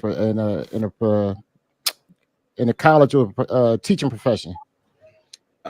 Today it's more than likely going to end bad, because eventually, if you have any ideals about yourself, they're going to reveal themselves at some point in your tenure or your career, and then that's when they're going to pounce, especially if your college, and we know they all do, have a DEI department. Yeah, they never get rid of that. But eventually, right, you're not going to meet the purity test. Yes, that's the point. It's going to come out. And that's the problem with the left, is eventually you won't meet the purity test and you'll be thrown away too. Mm-hmm. Just like Joe Biden met Kyle Kalinski's purity test. You know I he believe started that one alone. You know he started civil rights though. Because that's loaded, so I believe that alone. You know he started civil rights. He went to the black church. Like a motherfucker, boy. He went to the black church and helped him get black popcorn. He helped the black kids eat popcorn. My contention with John, like I told Jonathan, as I call him, is that he won't tell the truth as it pertains to Claudine Gay. That's my issue. He sits there and acts as if, That's your issue? That's my in this video. He won't make her take her part of it. Exactly. He won't tell the truth and will not make her accountable. That's funny. I didn't notice that. You're right. He hasn't. Really? I don't think he called her out this whole interview. He hasn't. He literally made excuses. That's basically why we're here. No. Glenn did. Glenn called her out. He said, I can't believe you talked to her like that. Yeah, he basically said she was a product of the system, but he never said anything bad about her. No, he was taking up for us saying, but to be honest, basically what he's saying is white supremacy got her too. Yes, and that's not holding her accountable for her action. That's what I'm saying. I'm saying he didn't hold her accountable the way Glenn did. He also said that I understand that you have an affinity for your mans in them, homeboy, but this my girl, and I ain't gonna let you say nothing bad about it because white supremacy. Does he know her personally? Pretty much that's what he said. No, it wasn't Boyce Watson. Nah, hell no. No, he said that he knows of her because they went to the same school. He was a graduate student and she was undergrad. Oh yeah, I forgot about that. Well, let's finish. Good conversation. Yeah, almost done. But the point is, here is this well-heeled, very nice. Everybody's nice to me, face to face. Well-heeled Black Martha's Vineyard audience. One of the worst I've had in years, because almost none of them understood that affirmative action in universities is about lowering standards. They don't want to hear it put that way, for one thing, but even if you explain what the data is, you can tell they really don't know. They think it's just a thumb on the scale and that certain evil people are against fairly allowing Black people to have their slice of the pie. That is one of the hardest things in the race debate. And you try to explain, there's this metric and there's that metric and there's this, but real live conversation doesn't allow it. You always get interrupted, and they're not going to read the sources that explain these things because they figure the sources are written by the devil. It's a tough part of the conversation. That's why many people don't get us on that. But I'll just support what you're saying about it being tough by one anecdote, which is I'm in my classroom. I'm talking about affirmative action. I've got Black kids sitting in the room. What did you just say? You just said it's about lowering standards. So what am I saying when I point out that it's about lowering standards? I'm saying they were admitted under less rigorous standards. So what does that imply? They're not as good on average. What am I saying to them? Do you think that I don't deserve to be here? Yes. Now, the answer to the question is at some level, yeah, that is what I'm saying. Yeah. Exactly. I saw your furrowed brow. Precisely. I said at some level, I'm not saying that I would answer that question in the affirmative. No, you don't deserve it. In the negative, you don't deserve to be here. No, I'm not saying I'd say that to the kid in the classroom. But I'm saying that is somehow embedded within the logic of the critique that I'm in. Coleman Hughes, that's his name. Oh, okay. I remember him. He still got a show on YouTube, right? Yeah, he does. But what I'm saying, they try to do the same thing to him. That's what I'm saying. Because he doesn't know the line like they do. What Glenn just said is interesting. And Thomas Sowell actually wrote about that in his book. And you do more of a disservice too, because let's look at even these tenure positions with these colleges. How many Black professionals are actually going to be able to get these spots? Not many. So majority of these kids that's quote unquote token Blacks, they fell out, right? They can't handle it. So you don't deserve to be there. The only thing you're doing yourself is a disservice. Not everybody can go to a college like Harvard or Brown and all. Be like, and that's not supposed to. That's the way it's supposed to be. It's supposed to be the creme de la creme. But if you're there, you're doing yourself a disservice. You're going to get more in debt. You're going to fail out. You're going to be more miserable. Instead of them pushing, go ahead. That's another conversation that has come up that's not allowed to be spoken to. It's like, hey, why don't you go to the top B list college? Yeah, you're still going to become an attorney, but you're not going to fail out. That's another conversation that you're not allowed to talk about, because to be honest, let's be real, any productive conversation being had, the Democrats don't want it. Oh yeah, because they're not about Blacks. They're about keeping Blacks in a perpetual state of nonsense. Like let's just keep it real. That's why all this is led by Democrats and Blacks are going nowhere. Like let's just keep it real at some point. When you look at the levels that their peers are performing to, and you're having to add 136 points to SAT scores. Are they adding to or are they taking away? They're adding to. They take away from Asians. They add to. That's what I mean. Yeah. Because you're not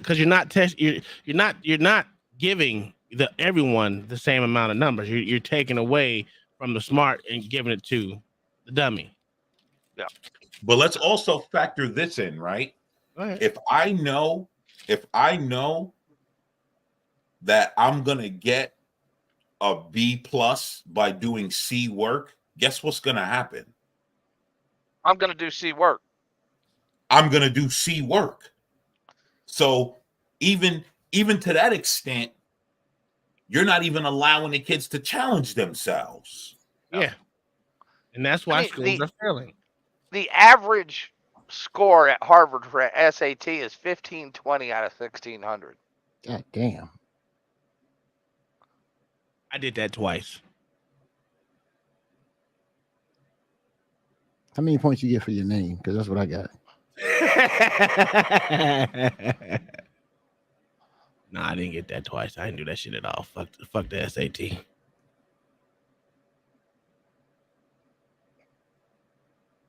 All right. I mean, that's crazy. That is crazy. 1520. There's usually not one of those per high school in America that score that high. Nah, there was a dude in my school that got a 1730. He was like an Asian dude. Matter of fact, his name was Patel. That motherfucker was smart as shit. Valedictorian, all of that extra dumb shit. Advancing. Not you, but everybody can't be above average.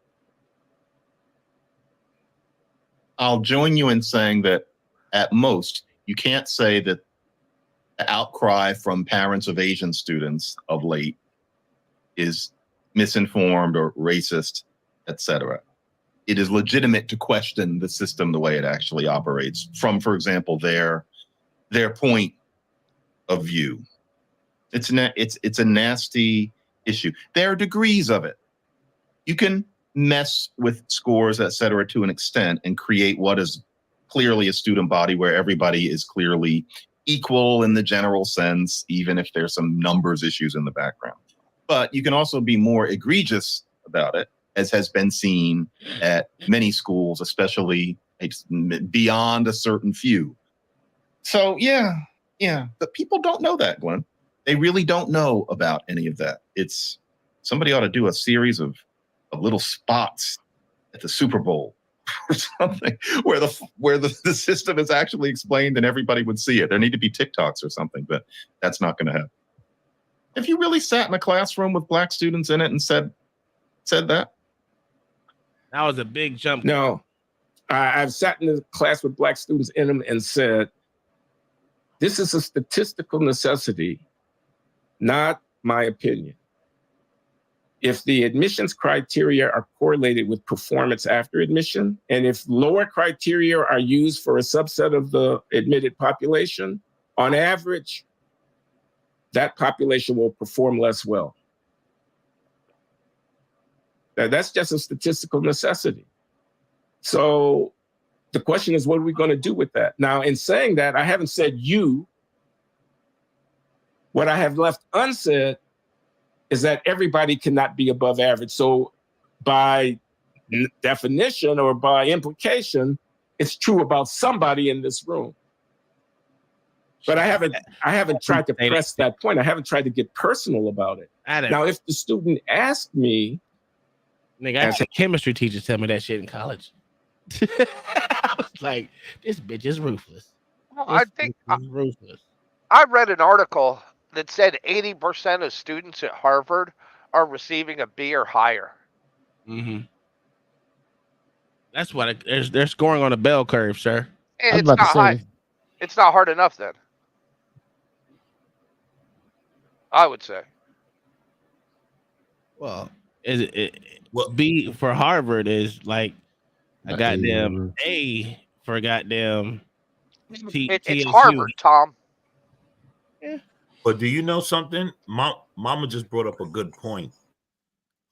Like these schools kind of watered themselves down by taking money from rich people's dumb children. Well, taking money and accepting rich people's dumb children. Yeah. Yeah, but so, if they didn't give those rich people's dumb children 4 O's. I get it, but I'm You I'm know, just saying, like, I get it, but still, like, so eventually it all starts to like consume itself. Oh yeah. And so now we're just looking at it consume itself. I mean, the graduates from these universities used to go out and solve the world's problems, not just the United States problems, the world's problems. Mm. And now they can't do basic math. Motherfucking No Chaser said, I didn't know about valedictorian until I got to high school. Does that say something? Yeah. Yeah. It says a lot. But, you know. The only time valedictorian ever came up with my name is, yeah, that ain't gonna be you. Yeah. I knew Not I unless wasn't. everybody else dies in a bus crash. I knew I wasn't gonna be up there. I didn't try to be up there either. So I did just enough to make an A, and that was good enough for me. But I used to be the one that used to be. You remember when school teachers used to walk around with their grade book and shit? So I used to be at the back of this sooner school, sooner class, and let me see what I got on that, man. Hey, woo wee. Yeah, we gotta take that over. I was the one stealing the grade book and changing the grade, sir. I didn't have to steal. I wasn't a bad student. I just didn't like motherfuckers, so they would put me in in-house suspension all the time.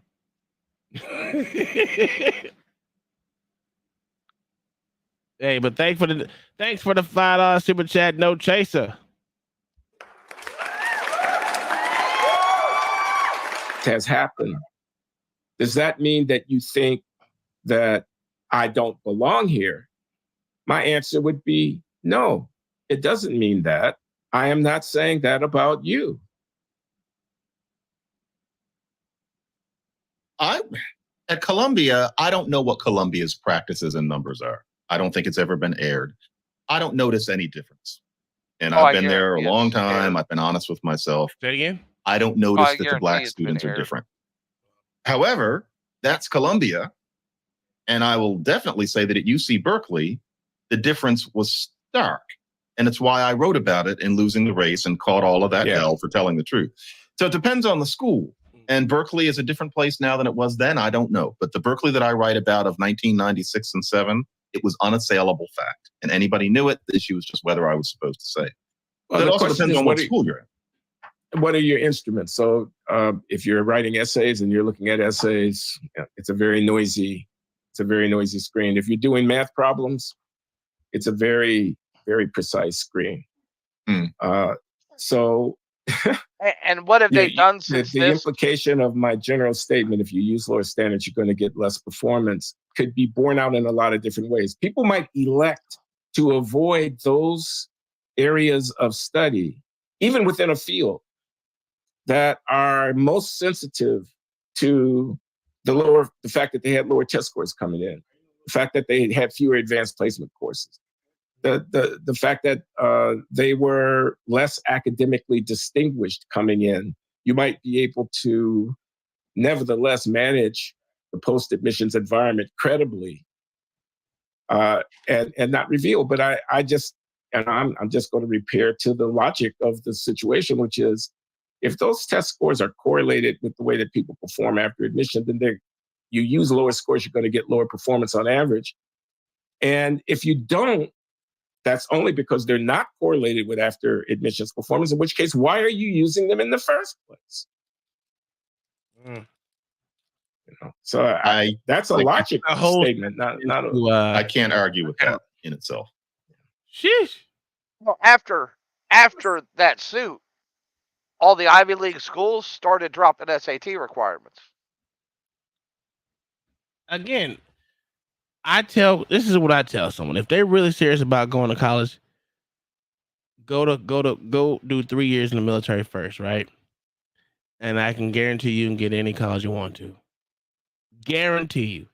Because at that point in time, they just waiting for the money. And if y'all don't know that shit, something wrong with you.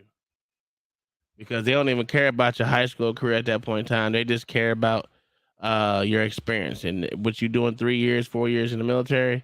You got experience. Am I lying, yeah, boy? and you can do a year and a half or 2 years of college while you're in those 3 years. Exactly. Easy. Well, I don't know.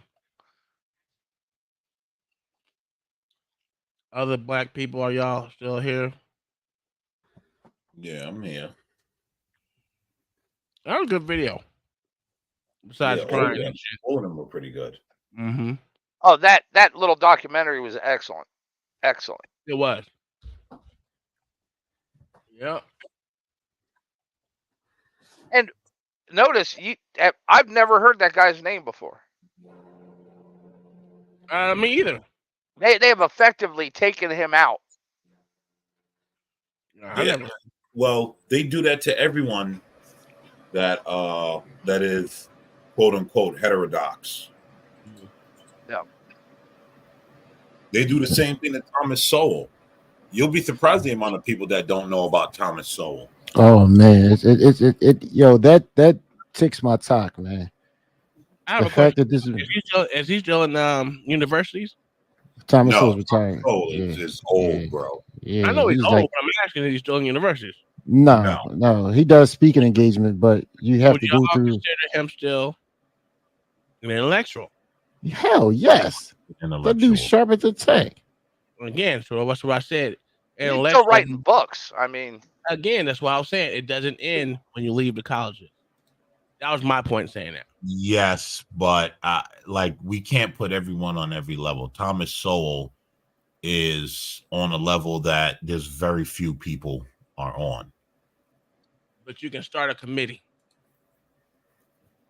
I like what Glenn Laurie and John McWhorter's doing. Make that bigger. Right, but the problem is how many views do they get? Like the thing is they're never going to be bigger. You know why? Because look at the conversations that they're having. Yeah, but you got for me, for what I'm saying is you got to take it.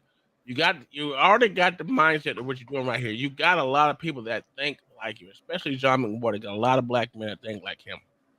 Not John McWhorter, Glenn Laurie. I mean, they're trying. There's ways to make that shit bigger, bro. They do pretty decent though. We can't pretend that they don't do good numbers. I mean, they get 50 to 100. They don't. I look they at don't, the views. They don't do good numbers. I mean, compared to what they should be getting, no. I don't know. Well, saying should and numbers that they get 50 to 100,000 a video. It's not like he's doing bad in the. But the people just like listen. When it comes to, we say this all the time, and it's sad. But when it comes to the quote unquote black sector, if you're not talking about killing other black people and selling drugs or scamming, you're never going to be able to get those 1 million or 2 million views. I mean, Cat Williams with the Shannon Sharp was literally about nothing, and that got 30 million views. And I'm going to keep it a buck. You know, most of Glenn Laurie and John McWhorter's views are coming from white people. Oh, of course. They're not predominantly black people.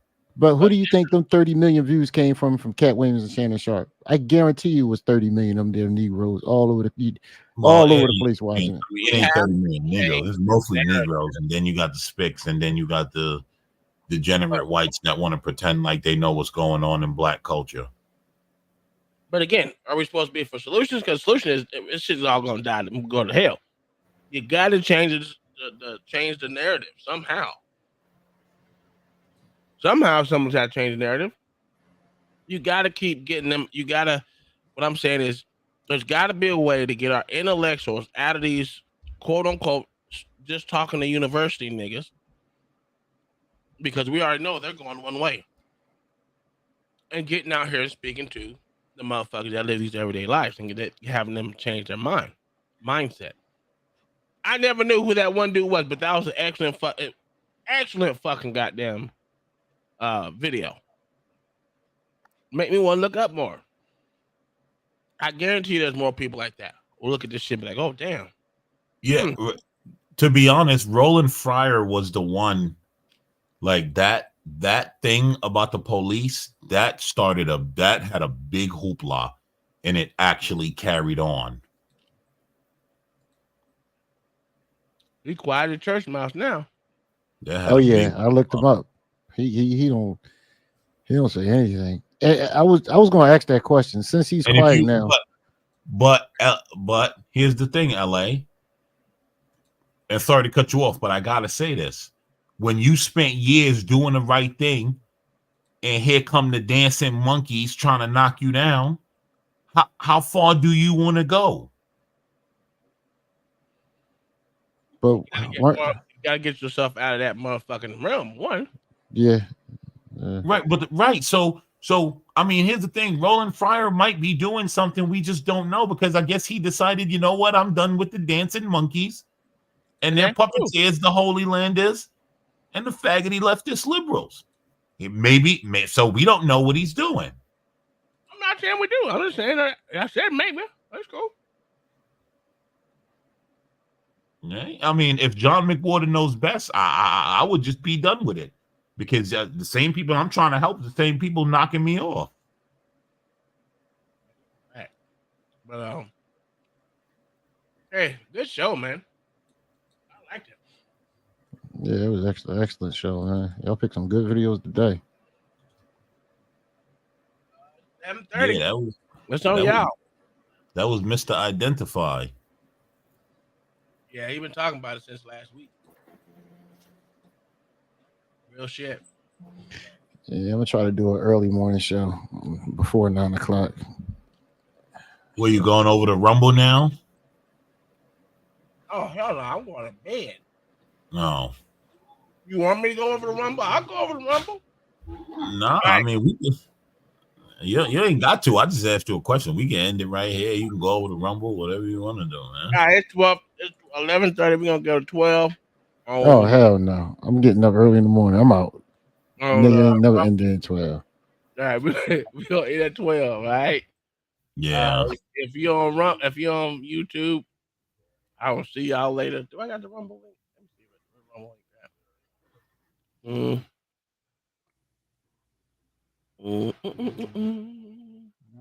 Going through right there. Here is my Rumble link if you want to join the Rumble crew. We're gonna be over there for about 20-some minutes. I'm gonna look for more papers that guy wrote. All right, cool. All right, but it was a good video. I'm glad that we got to overview that. But we out of here today. Thank y'all for coming out. We will see you tomorrow. Or on Yeah, you. good.